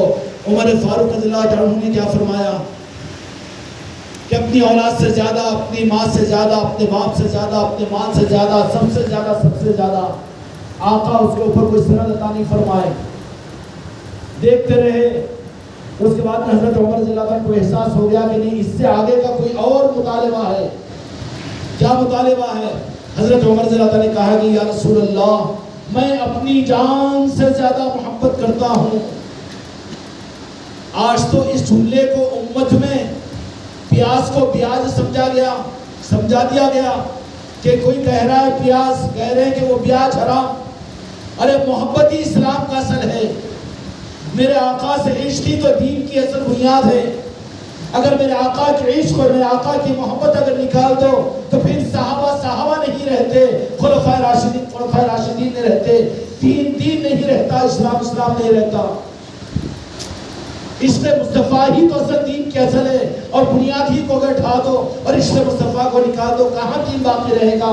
اور بے بنیاد کا دین، اور اس دین کی عمارت میں دھڑ کہیں نہ کہیں گرتی جائے گی۔ لیکن جس دین کی عمارت میں عشق رسول ہو، عصمت مصطفیٰ ہو، محمد مصطفیٰ ہو، اور جانثاری مصطفیٰ ہو، حضرت عمر رضی اللہ عنہ نے فرمایا یا رسول اللہ آپ میری جان سے زیادہ میرے پاس محبوب ہے. تو پھر ابن ماجہ کی روایت کے مطابق میرے آقا کی زبان اقدس سے یہ الفاظ نکلے الآن یا عمر اب تم مومن بنے ہو. اب تک مسلمان تھے اب مومن بنے ہو. مومن کون؟ یہ اپنی جان سے زیادہ میرے محبوب سے محبت کرنے والا. میرے بچوں میرے آقا سے محبت کے اندر میں ہم کچے ہیں کہ پکے ہیں؟ ہماری محبت صرف زبانوں پر، ہماری محبت صرف میٹھے پر، ہماری محبت صرف لوگوں سے لینے پر، لوگوں کی عزتوں سے، یا پھر محبت کا امتحان میرے آقا کا کہ جان کو دے لیکن آقا کی محبت میں جان کو نہ بچائے. یہ ہے محبت کا تقاضا. جو ایسی محبت کرے گا اللہ تبارک و تعالیٰ فرماتا ہے کہ میں اس کو اپنی محبت عطا کروں گا. فَاتَّبِعُونِي يُحْبِبْكُمُ اللَّهُ کہ میں اس کو اپنا محبوب بنا لوں گا. کیوں بھی بننا چاہتے ہو کہ نہیں چاہتے ہو؟ تو اللہ کے محبوب بننے کے لیے اللہ نے کدھر بھیجا؟ میرے آقا کی طرف میں کہ تم ان سے محبت کرو. اب آقا کی محبت کا سرٹیفکیٹ اور ٹکٹ لے کر آؤ تو اللہ کی محبت کی دولت ملے گی. اب یہ ٹکٹ یہاں سے لے لے تو میرے مصطفیٰ سے پوچھو کہ یا رسول اللہ کوئی بات سمجھ میں آ رہی کہ نہیں آ رہی؟ آپ کی اتباع تو اپنی غرض کے لیے کرتے ہیں، آپ کے دین و شریعت پہ تو عمل ہم کرتے ہیں اپنی لالچ میں، اپنی جنت و جہنم میں. لیکن یا رسول اللہ وہ بات بتا دیجیے کہ جس سے آپ ہم سے محبت کریں. سوال کرنا نا جی، سوال پر سوال کرو تو جواب ملے گا کہ نہیں ملے گا؟ اور بھی معرفت کے سوالات کہ شاید کسی مجموعہ میں آپ حضرات کے ساتھ بھی نہیں آئے ہوں گے. اللہ اس مجلس کے قائم کرنے والوں کو، محبت کی نگاہ سے دیکھنے والوں کو اہلیان نقشبندی پیٹ کی ان کی نسلوں کے نوازنے کے فیصلے فرمائے. آمین. اللہ یہاں کے سارے انسانوں کو سرسبر شاداب رکھے. یہاں کے مسلمانوں کو ایمان کا راستہ عطا فرمائے، مومنین کو سرخیاں عطا فرمائے. اللہ تعالیٰ اس نقشبندی پیٹ کو دن دوگنی رات چوگنی ترقی عطا فرمائے. ہر انسان کو یہاں پر مسکراتا ہوا بنائے اور ہر انسان کو دوسرے انسان کے کام آنے والا بنائے. اس محفل کو سجایا، شاید اس طرح کی بات تو شاید پہلی مرتبہ بعض لوگوں نے سنی ہوگی. اللہ کی محبت کو اللہ تعالیٰ نے اپنے محبوب کی محبت میں لا کر رکھا کہ جن سے وہ محبت کرے میں ان سے محبت کرتا ہوں. اب اللہ سے چھپے اللہ کی محبت کے لیے میرے مصطفیٰ کی بارگاہ میں آئے. اب مصطفیٰ پاک سے یہ پوچھو کہ یا رسول اللہ آپ کی سنتوں پر عمل کرنا، شریعت پر عمل کرنا، بھئی یہ عمل کرتے ہیں یہ کس لیے؟ جنت مل جائے، جہنم سے چھٹکارا، یہ تو تیری غرض. لیکن یا رسول اللہ آپ یہ بتائے کہ آپ کس سے محبت کرتے ہیں؟ ساری امت تو آپ سے محبت کرتی ہے، لیکن آپ کس کو اپنا محبوب بناتے ہیں؟ سوال کریں گے نا، اور وہ بھی حدیث کی روشنی میں کریں گے نا سوال. کیونکہ اللہ کی خدمت کرنا ہے، مقصد کو پورا کرنا. اب تو سوالوں کے راستے پہ چلا رہا ہوں آپ کو تاکہ سوال کا سوال، میتھمیٹکس میں جواب کا جواب نکلتے ہوئے آخری میں جواب آتا نا جی. تو چلو اب اللہ کی بارگاہ میں کہ اللہ تیرے مقصد کے لیے کچھ کرے، تیرے محبوب بنے، تو ہم کو چاہنے والا بن. تو پھر اللہ یہ کہے گا کہ جاؤ میرے محبوب سے محبت حاصل کرو. وہاں میرے محبوب تم سے محبت کرے تو میں اپنا محبوب بنا لیتا ہوں. قل ان کنتم تحبون اللہ فاتبعونی یحببکم اللہ. اب پہنچے میرے مصطفیٰ کی بارگاہ میں. اب سوال کہ یا رسول اللہ آپ کس سے محبت کرتے ہیں؟ تو میرے آقا نے یہ نہیں فرما دیا میری سنتوں پر عمل کرنے والوں سے بدلہ دلا دوں گا. جو میری شریعت پر عمل کرے وہ اس کی غرض ہوگی میں اللہ سے پوری کروا دوں گا. لیکن یا رسول اللہ آپ کس سے محبت کرتے ہیں؟ تو میرے آقا کیا فرمائیں گے؟ ابن ماجہ کی روایت ہے، ایک نہیں بلکہ قرآن مجید کے اندر اللہ تبارک و تعالیٰ نے اپنے محبوب کو فرما دیا میرے محبوب آپ فرما دیجئے. حدیث کو سناتا ہوں تاکہ قرآن کی آیت سمجھ میں آ جائے آپ کو. میرے آقا نے کیا فرمایا کہ یا رسول اللہ آپ ہم سے محبت کرے اس کے لیے بتاؤ. تو میرے آقا نے وہاں پر میری شریعت پر عمل کرو، میرے طریقے پر عمل کرو، اپنی جنت کو بنا لو، جہنم سے بچا لو، یہ نہیں فرمایا. بلکہ میں کس سے محبت کروں گا؟ جو میری آل سے محبت کرے. کیا بتایا؟ قرآن مجید نے فرما دیا میرے آقا نے، اللہ رب العالمین نے فرما دیا. کیا فرما دیا؟ کہ میں تم تک جو کچھ دین کو پہنچانے کے لیے جو کچھ کیا ہوں میری امت ان حقیقتوں کو جانتی ہے. میں اپنے الفاظ میں کہہ رہا ہوں اے ایمان والو میں تم سے اس کا کوئی بدلہ نہیں چاہتا ہوں، بلکہ میں چاہتا ہوں کہ تم میری آل کے ساتھ میں سلوک کا معاملہ کرو۔ تو میری آل کو چاہنا، میرے آقا کی عطرت کا خیال کرنا اور آل رسول سے محبت کرنا، میرے آقا نے فرمایا کہ جو میری آل سے محبت کرے میں اس سے محبت کرتا ہوں۔ میتھمیٹکس کا یہ سوال بھی حل ہوا کہ نہیں ہوا؟ 60 مارکس آ چکے ہیں نا۔ میرے آقا کی محبت، سنتوں پر عمل کرنے، شریعت پر نہیں، اس کے لیے تو مقصد ہو سکتا ہے اپنا جنت مل جائے، 60 گنا بڑی جنت مل جائے، جہنم سے میں بچ جاؤں، یہ مقصد ہو سکتا ہے۔ لیکن آقا کی محبت، یا رسول اللہ آپ کس کو چاہیں گے؟ تو حدیث پاک میں میرے آقا نے فرما دیا کہ جو میری آل سے محبت کرے، اور میرے آقا کی آل علی ہے، پنجتن پاک کی آل ہے، اور وہی آل فرمایا کہ تمہارے درمیان میں 2 چیزوں، 2 خلیفاؤں کو میں چھوڑ کر جا رہا ہوں، ایک تو قرآن و مجید ہے اور دوسرے میری عطرت ہے، میری آل ہے، ان 2 چیزوں کو تم سنبھالے ہوئے رہنا، دنیا میں کبھی گمراہ نہیں ہو سکتے۔ سمجھ میں آگئی بات؟ اب دونوں چیزوں کو چھوڑ کر جا رہا ہوں، میرے آقا نے فرمایا تو قرآن تو موجود ہے، صحابہ موجود نہیں ہے کیا صحابہ موجود؟ پھر موجود کون رہیں گے قیامت تک؟ قیامت تک موجود جو رہیں گے وہ آل رسول اولیاء کی صورت میں رہیں گے۔ کون رہیں گے؟ اولیاء کی صورت میں قیامت تک آل رسول رہیں گے۔ تو کیا پتہ چلا کہ آقا نے فرما دیا کہ میری آل سے محبت، تو ایک طرف تو قرآن ہاتھ میں ہو، دوسرے آل رسول سے محبت ہمارے ہاتھ میں ہو تو ہم گمراہ نہیں ہو سکتے، اور آقا ہمارے پھر ہم سے محبت کرنے کا وعدہ فرمایا۔ آل رسول سے محبت سے مراد اولیاء ہیں، اولیاء ہے کہ نہیں ہے؟ غوث و خواجہ آل علی اولاد علی، یہ دنیا کے سارے اولیاء غوث و خواجہ کے افراد خاندان، اور یہ آل رسول ہیں جو قیامت تک امت میں رہیں گے۔ اب ان اولیاء سے محبت کرنا، آل رسول سے محبت، اور آل رسول سے محبت میرے مصطفیٰ کی محبت کی دلیل ہے۔ اب اولیاء سے محبت کا حکم میرے آقا نے عطا فرما دیا۔ اب یہ سوال پوچھے کہ یا غریب نواز، یا غوث الاعظم، یہ آل رسول تو مانیں گے نا؟ مانیں گے کہ نہیں مانیں گے؟ اس لیے ماشاءاللہ 11ویں بھی کرتے ہوں گے، کنڈے بھی کرتے ہوں گے۔ اللہ کا شکر و احسان ہے کہ ہم کو تم کو یہ اولیاء کی محبتوں کی خیرات بھی یہ ہمارے باپ داداؤں کے ذریعے سے ملی ہے، یہ ہماری تمہاری کمائی نہیں ہے۔ جب تمہاری ہماری کمائی شروع ہونے کا یہ وقت ہے، اگر ہم نے اپنا حق ادا نہیں کیا تو تمہاری میری اولاد اولیاء کی محبت سے دور ہو جائے گی، بدعقیدیوں کے کھنڈروں میں جا کر پڑے گی، اور وہ لعنت کرتی رہے گی تمہارے اور میرے اوپر۔ اب غوث و خواجہ سے پوچھے کہ غوث و خواجہ آپ تو آل علی اور اولاد علی ہیں، اب آپ یہ بتاؤ کہ ہم تو آپ سے محبت کرتے ہیں نا بھائی، محبت اجمیر کو بھی جاتے ہیں، امام شاہ ولی کے پاس بھی جاتے ہیں، حیدر آباد آتے ہیں تو راجن شاہ ولی کے پاس بھی جاتے ہیں، تاج الاولیاء کے پاس بھی جاتے ہیں، حضرت یوسفین کے پاس بھی جاتے ہیں، تو وہ جاتے کہ نہیں جاتے؟ لیکن وہاں پر یہ مقصد آ سکتا ہے کہ کوئی جا رہا ہے منت و مرادوں کو کوئی مانگنے کے لیے، دنیا کے لیے جا رہا ہے، کوئی دنیا کے خاطر جا رہا ہے۔ آج نہیں جا رہے ایسی بات نہیں، لیکن جا کر بھی جو محروم ہو رہے اس کی وجہ یہ کہ اولیاء کے پاس جانا اولیاء کی محبت میں نہیں ہے، بلکہ دنیا کی محبت دنیا لینے کے لیے آستانوں پر جایا جا رہا ہے۔ یہ بھی غلط ہے، ہم اس کے قائل نہیں ہیں۔ یہ الزام کہ اولیاء کے پاس میں اللہ سمجھ کر جا رہے، یہ تو بےہودہ الزام ہے، وہ شرک نہیں ہے اولیاء کے پاس جانا۔ کیوں کہ اہل اللہ ہے، وہ غیر اللہ نہیں ہے۔ جو اہل اللہ کو غیر اللہ کہے وہ خدا کی نظر میں مجرم ہے۔ سمجھ میں آ رہی بات؟ جیسا وہ غلط ہے، ایسے ہی صرف دنیا کے مقاصد لے کر اولیاء کے آستانوں پر کہ ہماری دنیا کے یہ کام، ہماری اولاد کی یہ کام، ہمارے یہ منت و مرادیں، صرف اس مقصد کے لیے اولیاء کے پاس میں جانا، یہ بھی اولیاء کے پاس میں جانے والوں میں شمار نہیں ہے۔ سمجھ میں آ رہی بات؟ جانے والوں کی اکثریت چلو غنیمت ہے، غیر اللہ کے پاس تو نہیں جا رہی ہے، اہل اللہ کے پاس میں جا رہی ہے، قابل قدر ہے۔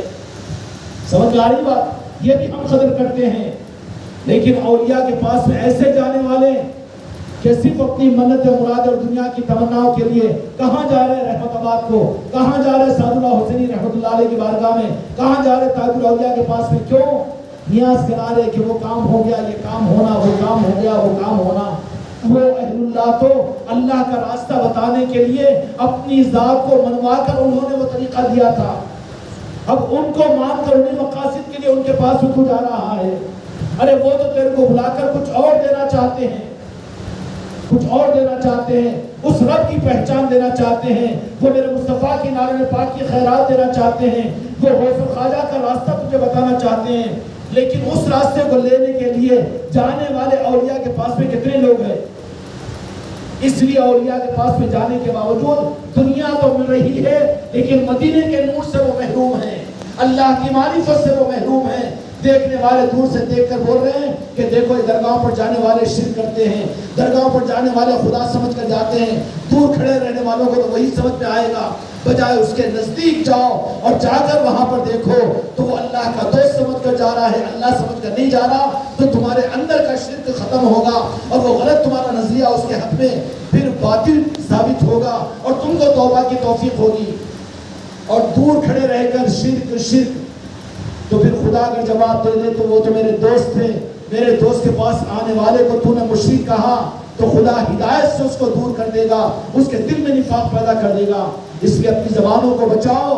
جو اولیاء کے پاس میں جاتے ہیں ان کو مشرک نہ کہو، ان کو بدعتی نہ کہو. جن کے دلوں میں اندھیرا ہوگا، جن کے دلوں میں ظلمت ہوگی، جن کے دل میں شرک ہوگا وہ ان کو مشرک کہیں گے. جانے والے خدا سمجھ کر تو نہیں جاتے، خدا کے دوست سمجھ کر جاتے ہیں.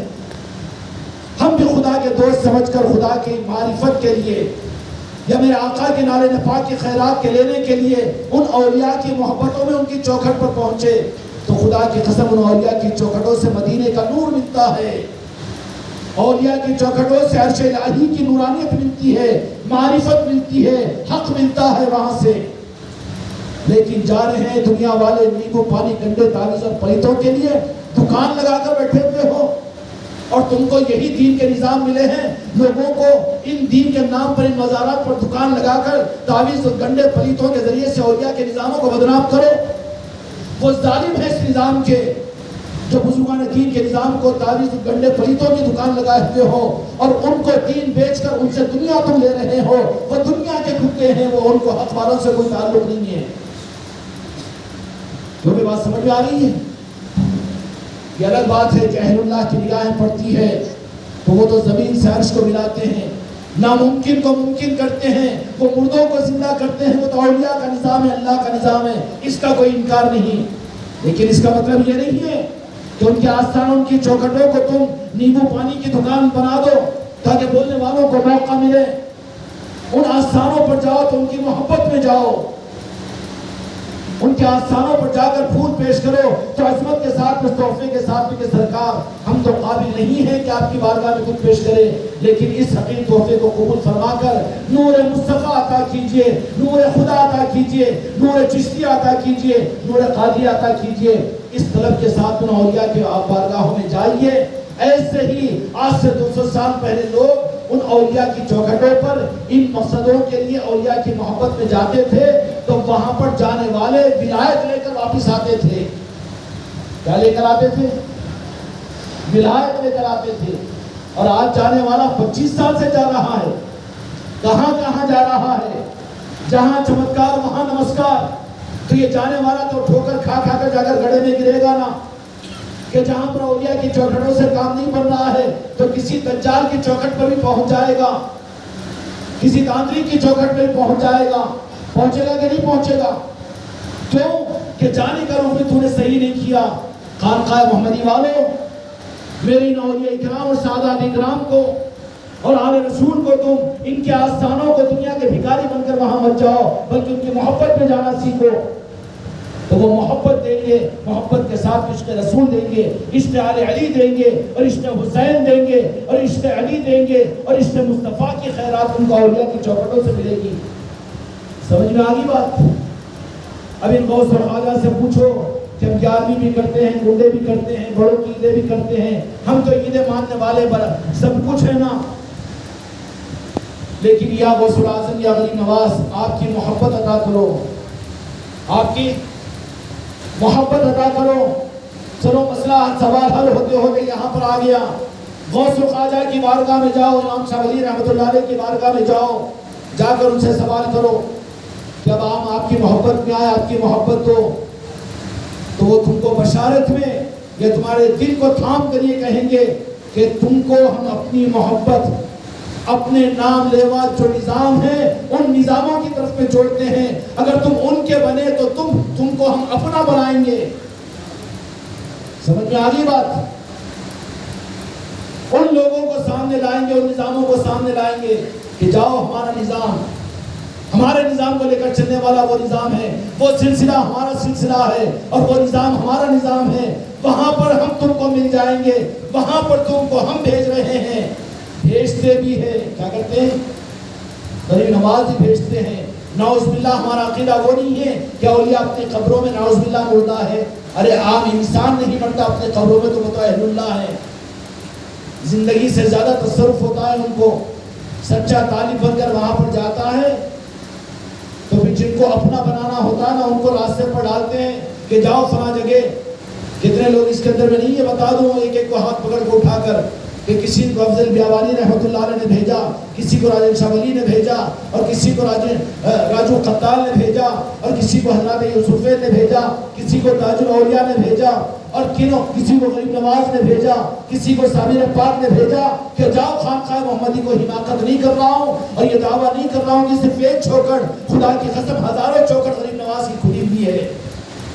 سلسلہ ہر سلسلہ آل علی اور اولاد علی کا ہے، کسی سلسلے سے بھی کہیں پر جوڑ سکتے ہیں، لیکن وہ بھیجتے ہیں اس سلسلوں کی طرف میں کہ جاؤ وہاں پر ہم تم کو مل جائیں گے۔ کیوں بھیجتے ہیں اولیاء؟ کیوں بھیجتے ہیں؟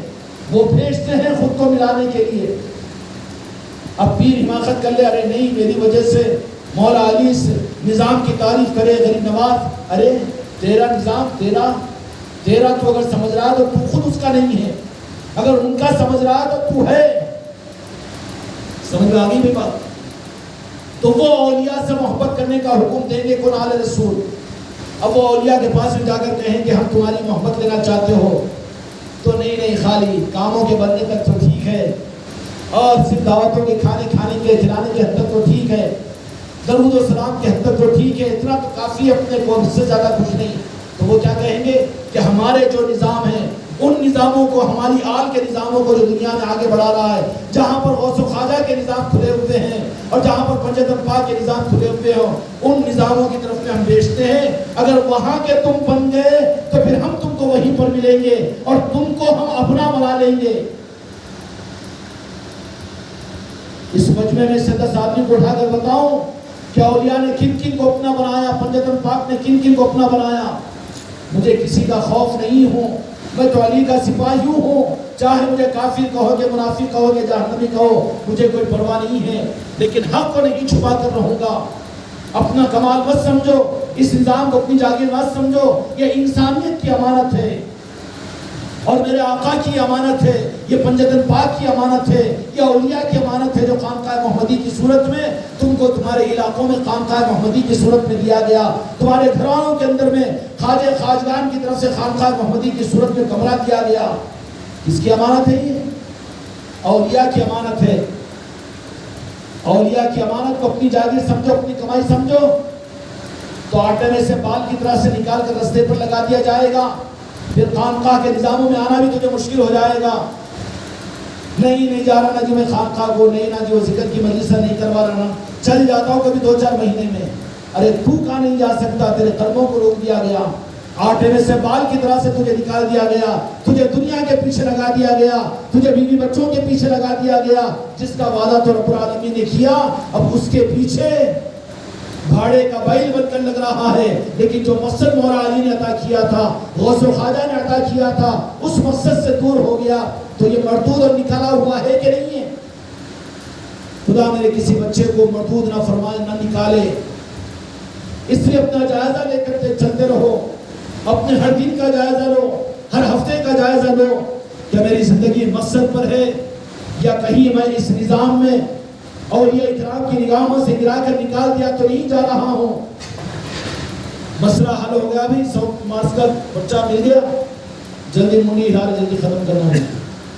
اب بولنے لگا ہوں، ان سے پوچھو سمجھاؤ بولو تو سمجھیں گے، ہو جی تھوڑا سا ہنسو، زیادہ اکتاب تو نہیں آگے، اب میں پوچھ رہا ہوں سوال کرنے کے تو اب اتنی مرتبہ 3 مرتبہ منڈی ہلا دی ہے تو کیا مطلب کہ میں خوش ہو کر جلدی بات کو ختم کر دوں گا؟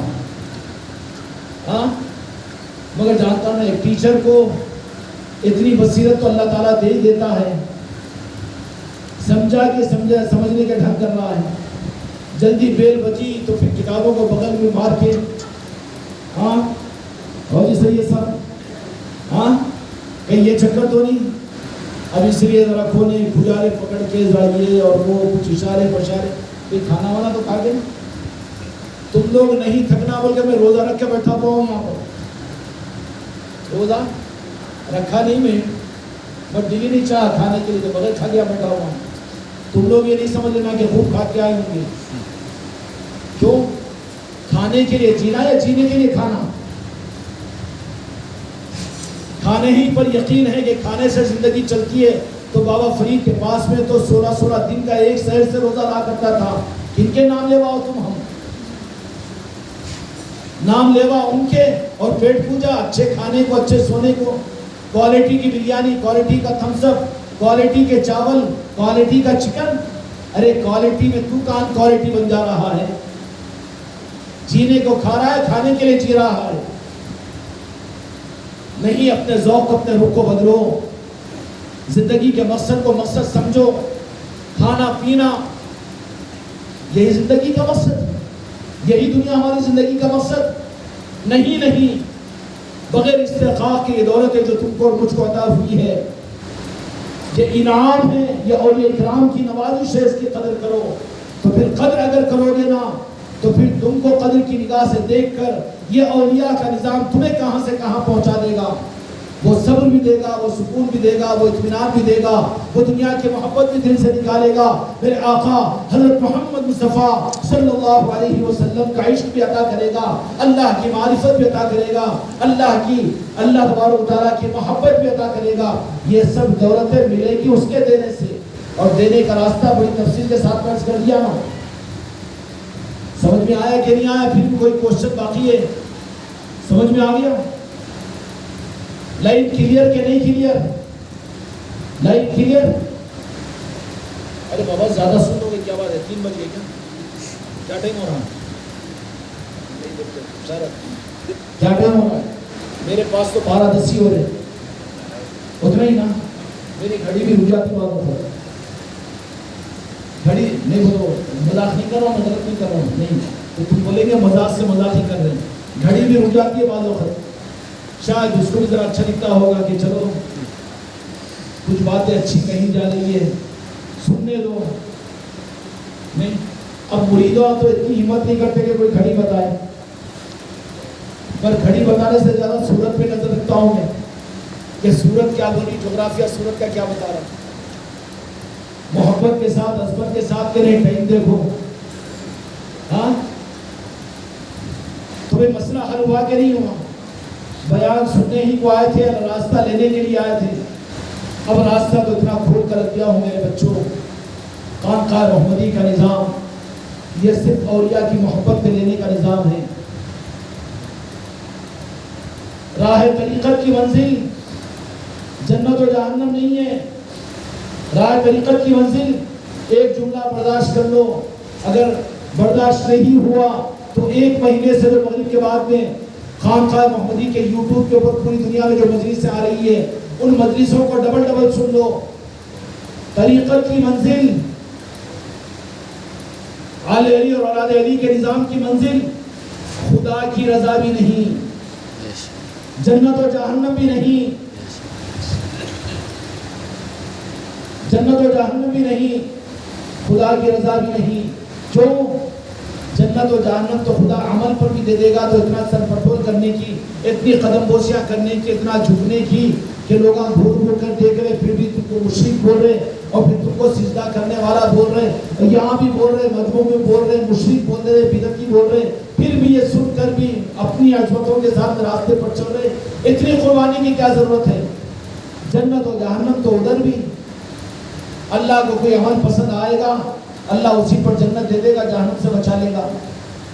پھر خدا راضی ہونا، اللہ بھی بیچارہ بڑا سخی ہے.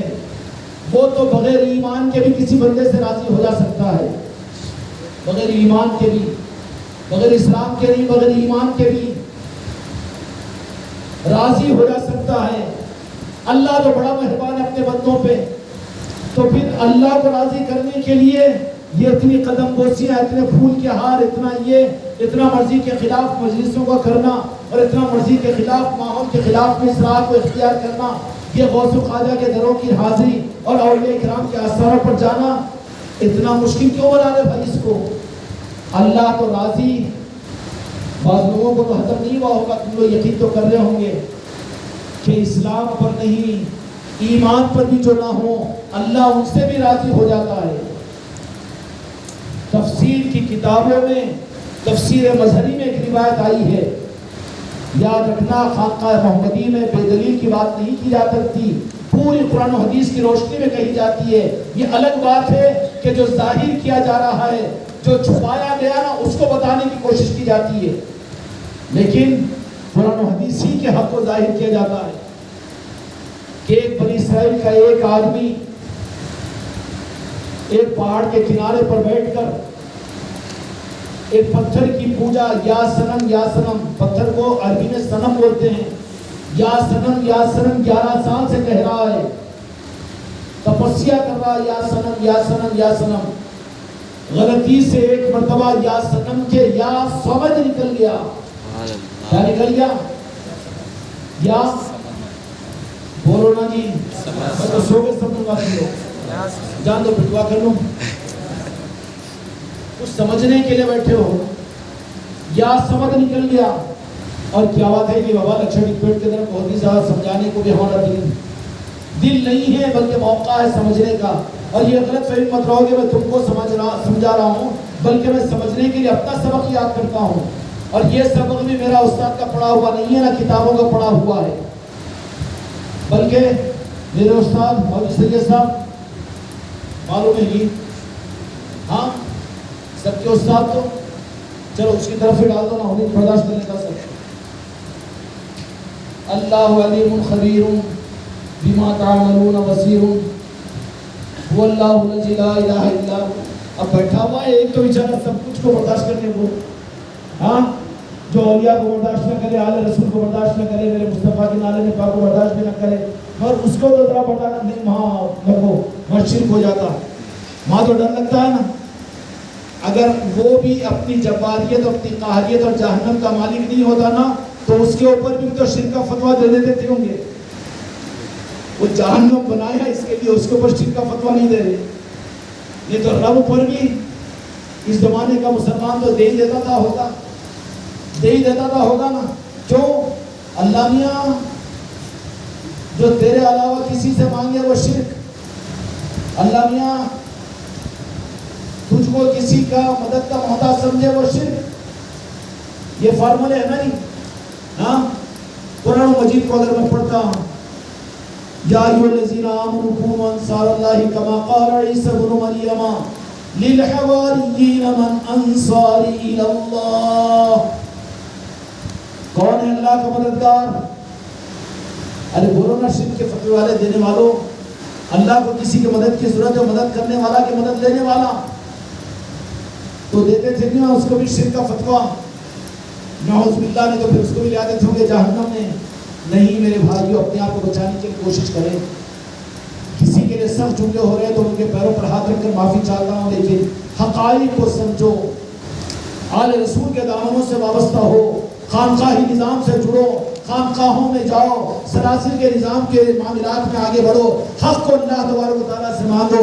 رات کے اندھیروں میں تم اکیلے بیٹھے ہوئے ہو اور رب العالمین کا مراقبہ کر کے کہ یا اللہ میں ہوں اور تو ہو، اور تیرے ہی ذریعے سے میں ہدایت چاہتا ہوں، اہدنا الصراط المستقیم، اس طریقے سے مراقبہ کر کے اللہ تعالیٰ سے بھیک مانگو ہدایت کی، تو وہ تم کو پھر ہدایت عطا کرے گا۔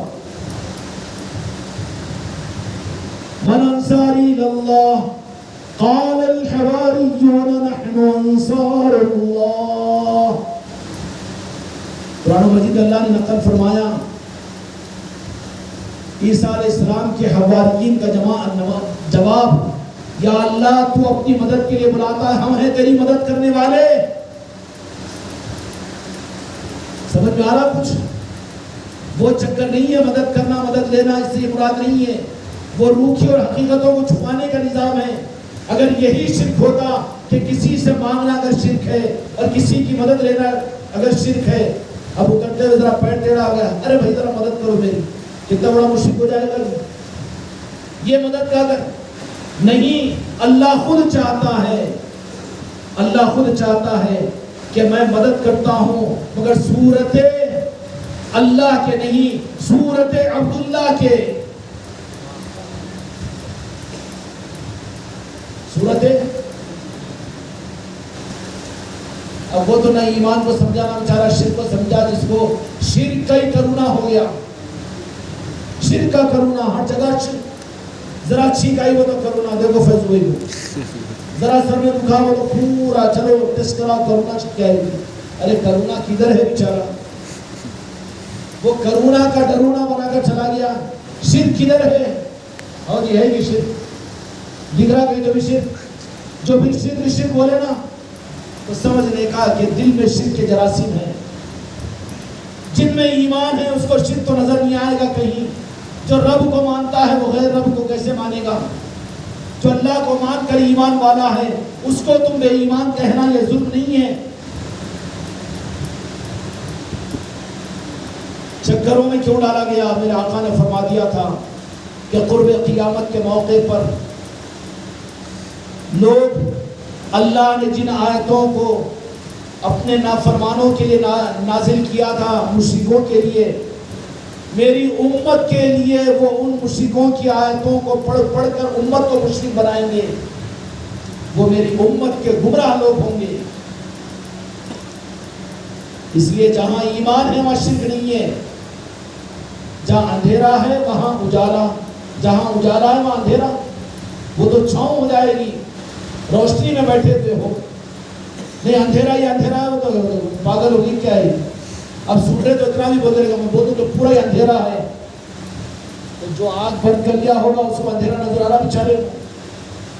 دنیا میں چاروں کونوں میں شرک نہیں ہے، خدا کے علاوہ کوئی خدا نہیں ہے، خدا کے برابر کوئی خدا نہیں ہے، رب کے بدل کوئی رب نہیں ہے۔ مانتے کیا جی تم لوگ؟ میں بولا بھی تو میرے کو ہٹا دیتے ہیں یہاں سے دھکے مار کے۔ مانتے کیا؟ بیچارے جو ان نظاموں سے دور ہے انہوں تو بھی وقت دے کے نہیں بھائی سننا پڑتا، حکمت دیکھنا پڑتا، وہاں گنجائش نکال لیں گے، فتویٰ لے لیں گے۔ لیکن جو ہوں گے علی کے سپاہی وہ تو ایک ہے، اس جیسا کوئی نہیں، اس کے برابر کوئی نہیں، اس کے بدل کوئی نہیں۔ مانتے کسی کو نہیں مانیں گے نا، کیوں کہ اللہ نے اپنا وجدان، اپنی معرفت عطا فرما دی اور دل کے اندر میں ایمان کا نور عطا فرما دیا۔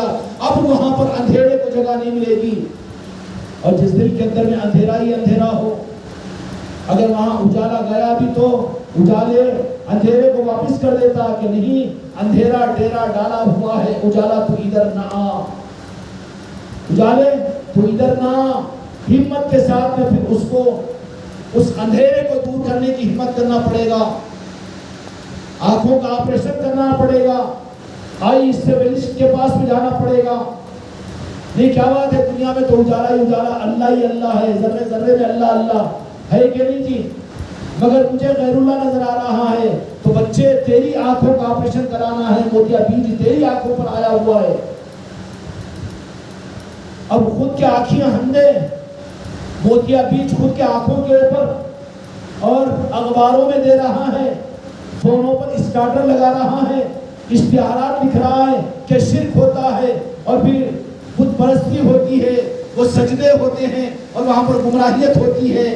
میرے پیارے بچے، اگر تجھے اپنے آنکھوں کا اندھیرا دور کرانا ہوتا تو اچھا طریقہ تو یہ تھا کہ یہ اعلانات کرتے ہوئے زندگی کے برباد نہیں کرتا اور خواہ و خواہ کے اپنی زندگی کو ضائع نہیں کرتا، اس کے بجائے کسی آئی اسپیشلسٹ کے پاس میں جا کر مشورہ کر کے اور کسی آنکھوں کے ڈاکٹر کے پاس میں جا کر کے وہاں آپریشن کرا لیتا، چند لمحوں کا آپریشن، اس کے بعد میں روشنی باہر تو اندھیرا نظر نہیں آتا۔ جو آل علی اور آل علی کی چوکھٹوں سے جڑتے ہیں، جو آل رسول سے جڑتے ہیں، جو غوث و خواجہ سے جڑتے ہیں، ان کو شرک نظر نہیں آتا، ان کو تو رب ہی رب نظر آتا ہے، اللہ ہی اللہ کہتے ہیں۔ دن کے اجالوں میں، رات کے اندھیروں میں، شہروں میں، بازاروں میں، گھروں میں، خانقاہوں میں اور پھر مسجدوں کے اندر میں، مندروں میں، اور جہاں موقع مل جائے اللہ ہی اللہ، اللہ ہی اللہ، اللہ ہی اللہ. وہاں شرک کہاں ہے؟ اور جو شرک کے تانے دے رہا ہو، جس کو شرک کے خطرات ہو، کیا سمجھ لینا کہ بیچارے آنکھوں کے اوپر موتیا پیدا گیا ہے، آنکھوں کا پردہ چاک کرنا ہے. یہ اس سے تیرا علاج ہونے کا نہیں ہے. اب تجھے اب نہیں، اب کیا ہوا اس میں؟ خود کی آنکھیں تو اندھی ہو گئی. نہیں بولے اندھیرا، میں اجالے کو نہیں مانتا صاحب. کیا کرتا؟ اب 1000 مرکری بلبہ لگا دیتا ہوں. ہاں، اندھا یہ کوشش کر رہا ہے. توحید توحید، ایمان ایمان ایمان ایمان، توحید توحید.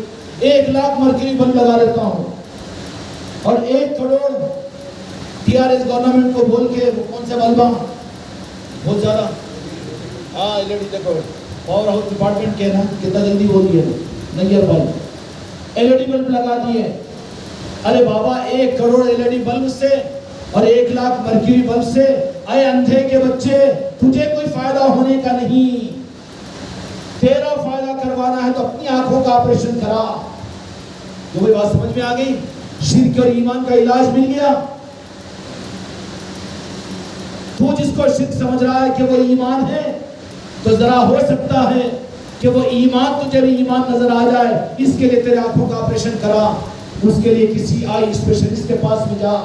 وہ ایک نظر مارے گا، تھوڑی سی تکلیف کو برداشت کر لے، پھر تجھے سمجھ میں آ جائے گا ایمان کیا ہے، میرے مصطفیٰ کی ذات پاک کے نالن پاک کیا ہے، پنجتن پاک کیا ہے، مولا علی کی ذات کیا ہے، سیدہ فاطمہ سلام اللہ علیہ کیا ہے، مولا حسن کیا ہے، مولا حسین کیا ہے، غوث الاعظم کیا ہے، غریب نواز کیا ہے. تجھے پھر جب آنکھ نظر آ جائے گی، وہ شکر ادا کرے گا کہ تمہارا شکر ہے کہ تم نے یہ ساری محنتوں سے مجھے نکال کر پوری دنیا میں گھما، مرکری بلب لگا لیا، LED بلب لگا لیا، لیکن مجھے ایمان اور حقیقت اور معرفت اور رشتے مصطفیٰ نہیں ملا. لیکن تم نے مجھے کسی آل علی کے چوکھٹ بتا کر وہاں پر میرے آنکھوں کا آپریشن کروا دیا. وہ شکر گزار ہوگا کہ نہیں ہوگا؟ اس لیے نفرت کا تمہیں حق نہیں ہے. تم جماعت اور مسلکوں کی بنیاد پر امت کو تقسیم مت کرو. تم انسانیت کو کافر و مشرک کہہ کر دھمکارو مت. اگر تم ان کو دھمکارے تو ہم تم کو دھمکار دیں گے. یہ ہمارا پیغام ہے. ان سب کو یہ کہو کہ مریض جو ہوتا ہے وہ قابل رحم ہوتا ہے.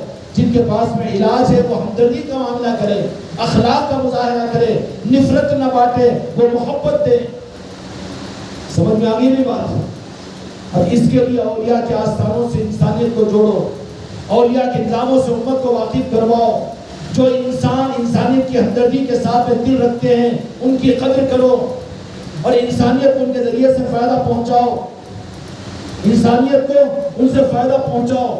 اور تم ہر انسان کو مسکراتا ہوا دیکھنا چاہو، چاہے وہ کسی قوم و مذہب کا کیوں نہ ہو.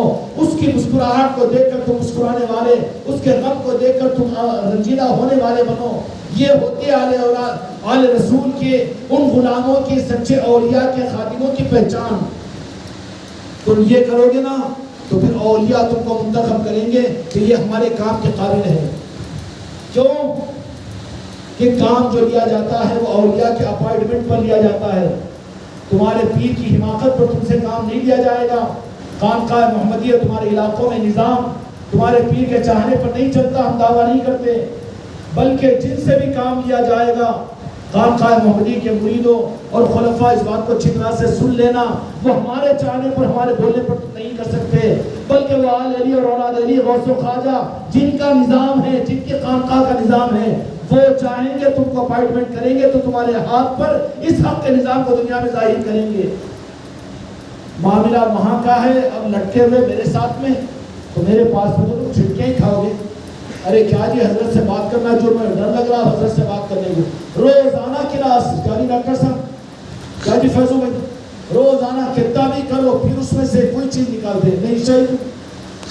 ان کی سیدھی بولتے یا دوسری جگہ تو ماشاءاللہ علیہ کیا مرید بن گیا ہے، نذرانے دے رہا، ہدیے دے رہا، پیرا دبا رہا، پھول کے ہارا ڈال رہا. چلو یہ مرید ہے تو بڑا مرید ہے تو اس کو خلیفہ ہے تو اس کو وہ کیسی وہاں تقسیم ہوتی. یہاں پر تو کچھ بھی نہیں. زیادہ کم ہو تو ڈھونس ڈالتے ہیں، کیا ڈھونس ڈالتے ہیں کہ جو نظام کو ساتھ لے کر نہ چلے، جو قابل قبول نہ ہو تو وہ 8 آنے سے بال کی طرح سے نکال دیا جائے گا، نکال دیں تو آپ کو کیا کرنا ہے؟ تو خون روک کے رکھا ہوا گلے میں گھنٹی آپ نے اور روک کے رکھے گی۔ امجد بھائی سرور صاحب، نیاز مندی کا نظام نہیں ہے خانقاہ محمدی کا، یہ کوئی جماعت و مسلک کا نہیں آؤ چلو چلو سنو سنو سروں کو گن کے کہ ہماری بھی اتنی اکثریت نہیں بھائی، ہم نے اس بنیاد پر اس نظام کو چلایا ہی نہیں، اور جو اس کو یہ سمجھ رہے ہیں وہ اس نظام کو سمجھے ہی نہیں۔ سمجھنا ہو تو خانقاہوں میں جا کر 3 دن 5 دن اعتکاف کرو، وہاں سمجھائیں گے غوث و خواجہ، وہاں سمجھائیں گے آل علی اور اولاد علی تم کو، ہم بیانوں میں نہیں سمجھا سکتے، ہم نہیں تمہارے دلوں میں اتار سکتے ہیں، اتارنے کا نظام خانقاہیں کھلی ہوئی ہے۔ اس لیے میرے بچوں ارادہ اور نیت کرو کہ انشاءاللہ خانقاہوں میں جا کر 3 دن کا اعتکاف کریں گے انشاءاللہ، محفلوں کو اپنے گھروں میں کریں گے۔ اور آنے والا مہینہ تو محرم الحرام کا مہینہ ہے۔ کون سا مہینہ ہے جی؟ ذی الحجہ کا مہینہ، اسلام کا آخری مہینہ نا۔ کون سا مہینہ؟ ذی الحجہ کا مہینہ، قربانی کا مہینہ نا۔ قربانی لے کر آئے ہیں، مگر وہ قربانی بھی قیادت کر کے رکھے، موٹا تازہ بکرا لو، خود کھاؤ خود پکاؤ، وہ قربانی اس کو بول رہے نا، خود پکانا خود کھانا، یہ قربانی۔ چلو نام کی قربانی ہے وہ بھی قبول کر لیں، لیکن اللہ تعالیٰ کو بول دیا کہ میں تمہارے خون کو گوشت کو نہیں دیکھتا، تمہاری نیتوں کو دیکھتا ہے، نیتیں میرے پاس پہنچتی ہے قربانی کی۔ اس لیے قربانیاں دلوا کر بکرے کو، دمبے کو، بیل کو اور جانوروں کو تم نے قربانیاں دے کر اپنی بلا تو ٹال دی، لیکن ذی الحجہ کی قربانیاں دلوا کر اپنے جان کی اور اپنے نفس کی قربانی کا مہینہ سامنے لایا۔ جو محرم الحرام کو نہ جانے وہ ذی الحجہ کو نہیں جان سکتا، جو میدان کربلا کو نہ سمجھے خدا کی قسم اسلام کو نہیں سمجھ سکتا، جو میدان کربلا کو نہ سمجھے وہ اسلام کو نہیں سمجھ سکتا۔ اسلام زندہ ہے میدان کربلا سے، اور طریقت میراث ہے میدان کربلا کی۔ اے اہل طریقت اور اہل خانقاہ محمدی، تمہارے گھر اور تمہاری خانقاہیں اگر یہ ماہ محرم الحرام کے اندر میں، اگر اس میراث کی تقسیم کے اندر میں اگر تمہارے دروازے بند رہے تو تم نے خیانت کی، اس لیے کہ اہل طریقت کی اصل میراث محرم الحرام میں میدان کربلا ہے۔ طریقت میدان کربلا کے بعد کر شہیدوں کے خون کا بدلہ ہے، جو امام زین العابدین امام سید سجاد کے ذریعے سے غوث و خواجہ کی صورت میں قیامت تک امت کو جو میدان کربلا کی قربانی اور شہادتوں پر ملا، وہ یہ طریقت کا نظام، وہ خانقاہ کا نظام، وہ پیری مریدی کا نظام کیا ملا؟ بس پہلوانا بولتے تھے نا، مولا حسین علیہ السلام جا کے شہید ہوئے تھے حکومت بچانے کے لیے۔ ارے حکومت تو ان کے پیروں کی خیرات تھی، ٹھوکر مارنے والے تھے وہ۔ امام حسن تو حکومت دے دیے تھے امیر معاویہ کو، جاؤ لے لو، نہیں ٹھیک ہے نہیں تھی، لینا ہوتا تو پھر دیتے کیوں؟ دے کر یہ ثابت کر دیا کہ ہم اس کے نہیں، تو ذرا آگے بڑھ کر علم کو، قرآن و حدیث کو جاننے والے یہ بیچارے دین کے خدمت گزار کیا کہتے ہیں، نرم گوشہ اختیار کر کے کہ امام حسین علیہ السلام کے میدان کربلا کا سفر اسلام کو بچانے کے لیے ہوا، اسلام کو بچانے کے لیے۔ تو کوفہ کی حکومت یہود و نصارہ کی تھی، کافر مشرکوں کی تھی؟ جواب دو جی مجھے، کہاں میرے مولا حسین کی شہادتوں کے خون کو، ان کی شہادتوں کو تم نعوذ باللہ ہلکا کرنے کی کوشش کر رہے ہو، امت کو بدعقیدیوں کے ظلمتوں میں ڈھکیلنے کی کوشش کر رہے ہو۔ حق کے کھول کر کہنے کا وقت ہے خانقاہ محمدی والو، حق کو کھول کر دنیا میں بتاؤ کہ میدان کربلا میں مولا حسین نے اور 72 شہداء کربلا نے اسلام کو نہیں، حکومت کو نہیں، بلکہ ہاتھ اور طریقت کو بچایا، اسلام کی روح کو بچایا۔ اسلام کو بچانا ہوتا تو دوسرا رخ یہ بھی تھا کہ یزید بھی تو مسلمانوں کا حکمران بنا بیٹھا تھا، کوفے کا بادشاہ بن کر بیٹھا تھا، تو پھر اس کے ہاتھ پر بیعت کر لیتے تو ظاہری طور پر تو اسلام کی حکومت مضبوط ہوتی نا۔ عقیدوں کو صحیح کرو اہل علم، عقیدوں کو صحیح کرو مسلمانوں۔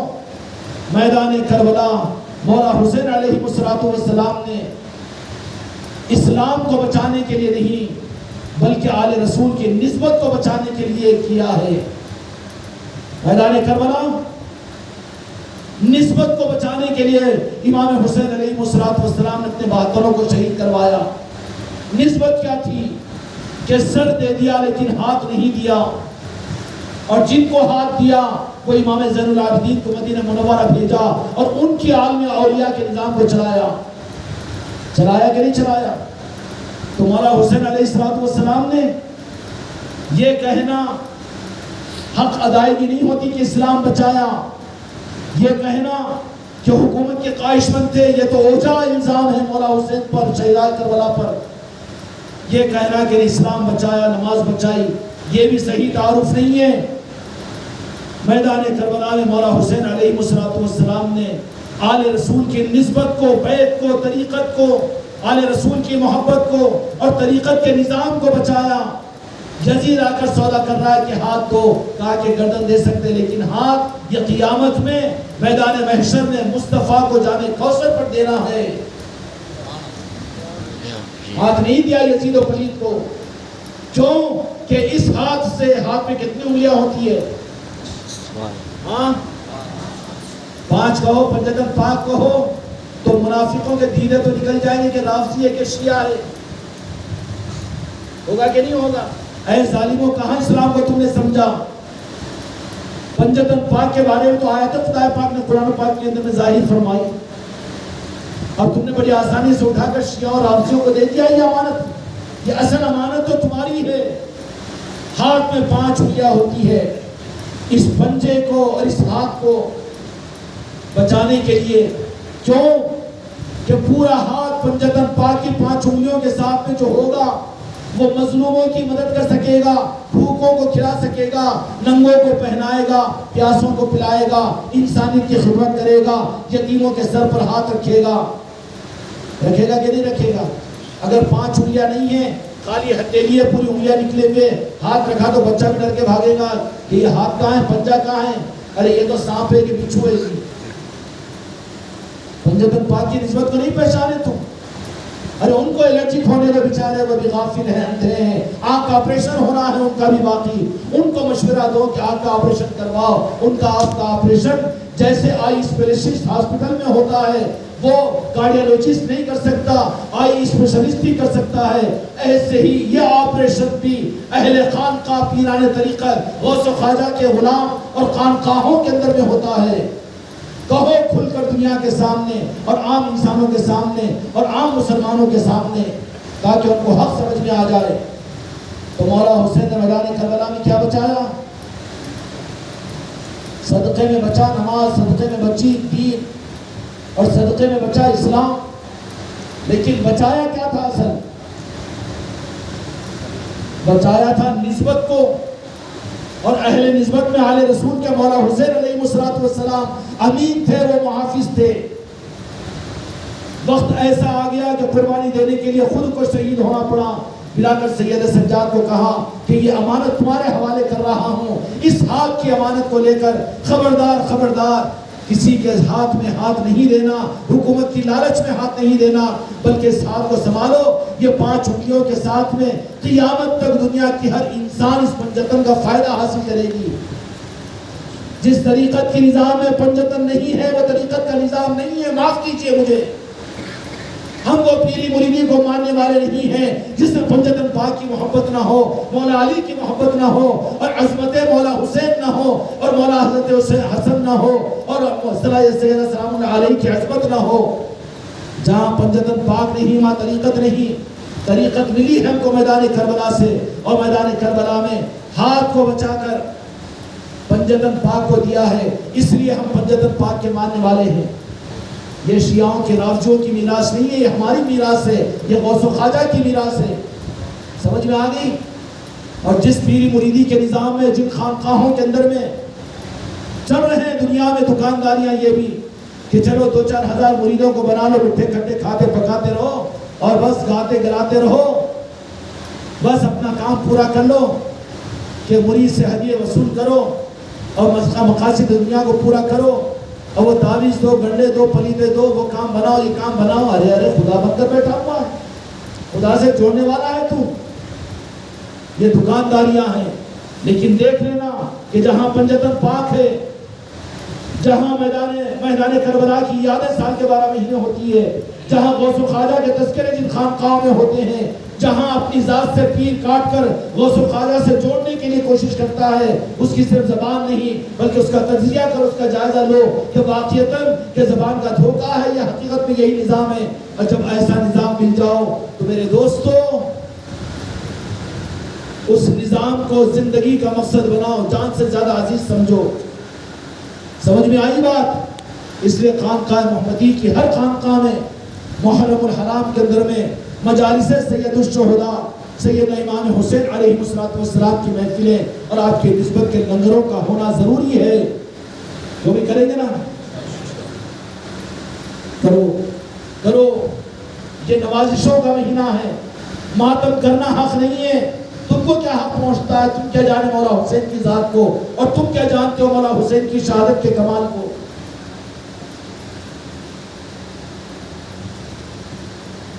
اشعار لا دیتے شاعروں کے ذریعے سے، خیر وہ تفصیل میں نہیں جاؤں گا۔ وہی آنکھیں نظر شہید صاحب تھکے ماندے آئے ہوئے بیچارے، میں بھی آیا سو آگے چاہے سو ایک دن آرام کر کے تو نہیں آیا۔ کہہ دیتے ہیں کہ امام حسین علیہ السلام کی محبت میں سینہ کو بھی کر لینا، خون نکال لینا، یہ نہیں محبت کی دلیل نہیں ہے۔ کیوں؟ یہ بات حق نہیں ہے، بلکہ امام حسین علیہ السلام کی شہادت اپنی مرضی سے اور اپنی طرح کی چاہت سے زیادہ، اپنی زندگی سے زیادہ پیاری امام حسین کو اپنی شہادت تھی۔ کیوں کہ میدان کربلا میں جب مولا حسین علیہ السلام کے سامنے اپنے جانثاروں کی شہادتیں ہو رہی تھی، جب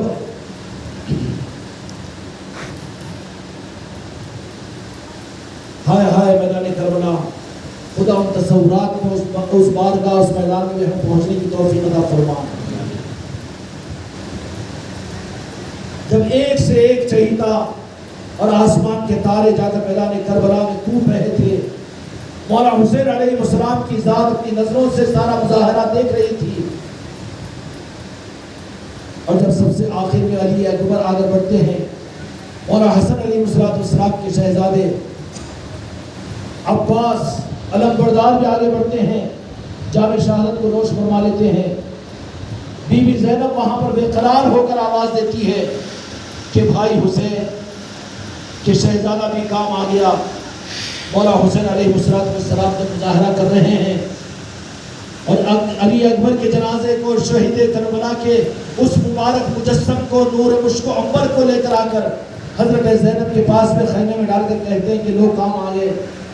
اس کے بعد وہ حجرے کے باہر نکلتے ہیں، مولا حسین علیہ السلام تو ایک کونے میں، مولا علی مشکل کشا علیہ السلام مسکراتے ہیں کہ کیسی جرأت کے ساتھ میرے شہزادے نے میدان کربلا کے ایک ایک تھروں کو جام شہادت نوش کروا دیا۔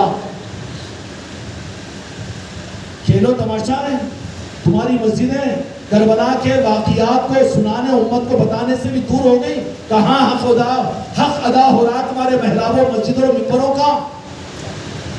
اس کا حق تو ان کا حق ہے۔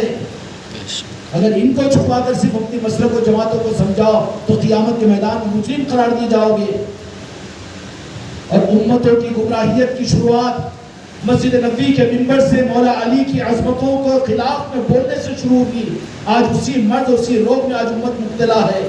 95% مسجدیں آج اس مرض کا شکار بنی ہوئی ہے کہ یہ منبروں کا حق، محرابوں کا حق مسجدوں کا تھا کہ آل علی اور اولاد علی کی عظمتوں کو بیان کیا جاتا اور واقعات کربلا کو سنایا جاتا، پنجتن پاک کی عظمتوں کو بیان کیا جاتا۔ اس کو ہٹا دیا گیا اور اس کے بجائے کیا کیا سنایا نہیں جاتا۔ ہوتا ہے نہیں بھائی، برا تو نہیں مان رہے نا؟ میں نے پہلے کہہ دیا کہ حق کہوں گا، ذرا کڑوی گولی ہے، ذرا سنبھل کر کھانا، لیکن فیصلہ کر کے اٹھنا ہے، فیصلہ کر کے اٹھنا ہے کہ ہم کو کیا بننا ہے۔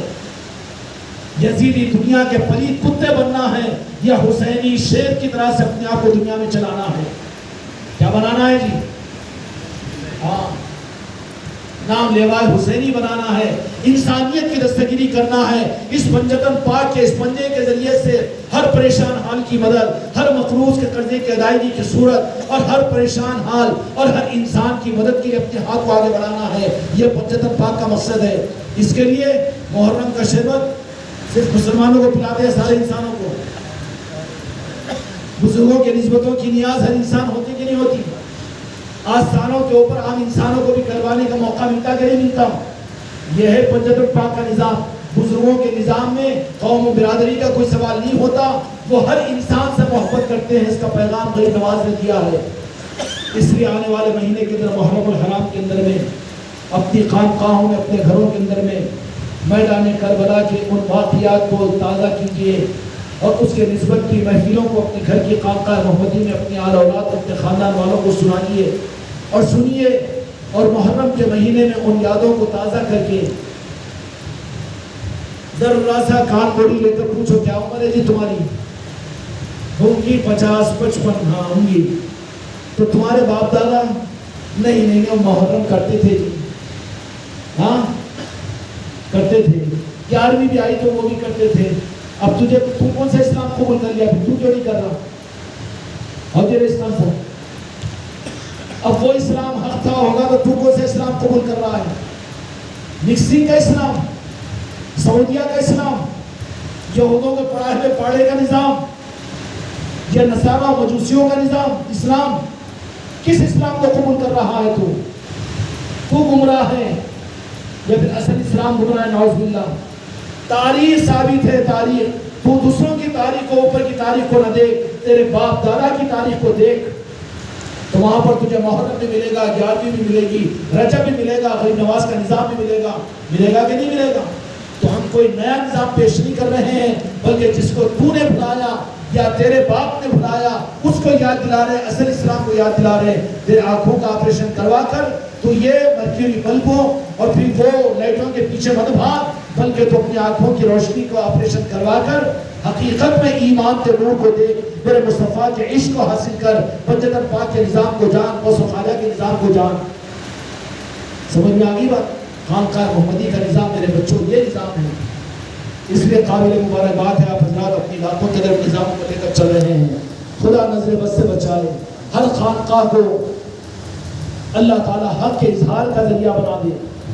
ہر خانقاہ کا نظام جس سطح پر آپ حضرات لے کر چل رہے ہو قابل قدر ضرور ہے تحدیث نعمت میں، لیکن میرے بچوں آج عصر کی بات میں نے آپ کی لکشدیپ کی خانقاہ محمدی کے اندر میں ایک بات میری زبان سے نکلی جس پر میں نے بھی غور کیا، امانت آپ حضرات کی بھی خدمت میں رکھتا ہوں کہ راہ طریقت کے اندر میں، راہ طریقت کے نظام میں ہم نے ابھی تک یہی سمجھا کہ مرید بندے ہاتھ میں ہاتھ دے کر یہ کافی ہے، لیکن میدان کربلا اس سے آگے کا درس دیتا ہے کہ یہاں پر ہاتھ میں ہاتھ نہیں، ہاتھ تو کاٹ کر کاٹ دیا جا سکتا ہے، لیکن یہاں پر دل دے تو دل کو کوئی کاٹ نہیں سکتا۔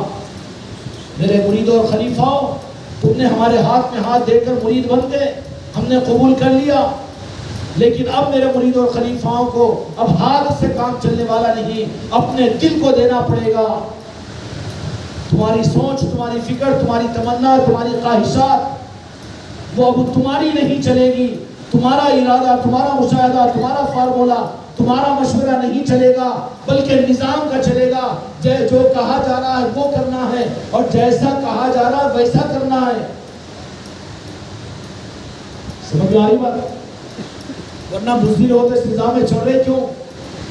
اب تو تم کو لنگر پکا کے کھاتے کھلاتے، نعت پڑھ کے سن کے سنا کے، سلام پڑھ کے آقا کی بارگاہ میں نذرانے لے کے یا لنگر لٹا کے لنگر کھا کے خوشیوں کے ساتھ میں ہم تم کو خانقاہ محمدی کی صورت میں نظام دیے ہے نا بھائی؟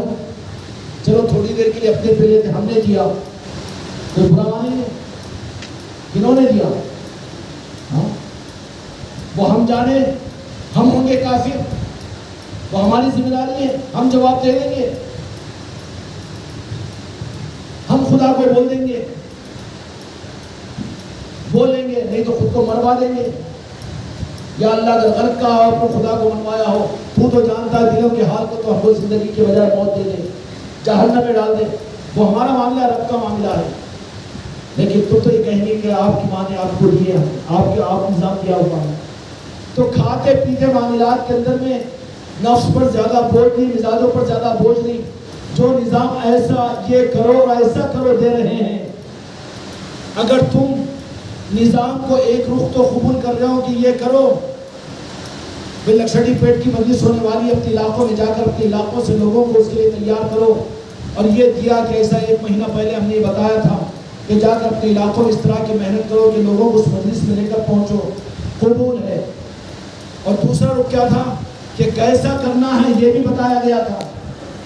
تو دنیا کے اندر میں کون بے وقوف گورنمنٹ ہے کہ سکے کے ایک طرف میں اسٹامپ اور دوسری طرف میں اسٹامپ نہ ہو تو وہ سکہ چلے گا؟ یہ کرنا ہے، تم نے اپنے ساتھیوں کے سامنے تو کہا، لیکن کیسا کرنا ہے اس کا مشورہ کرنے کا تم کو حق نہیں دیا گیا تھا۔ تمہارا کام کیا تھا؟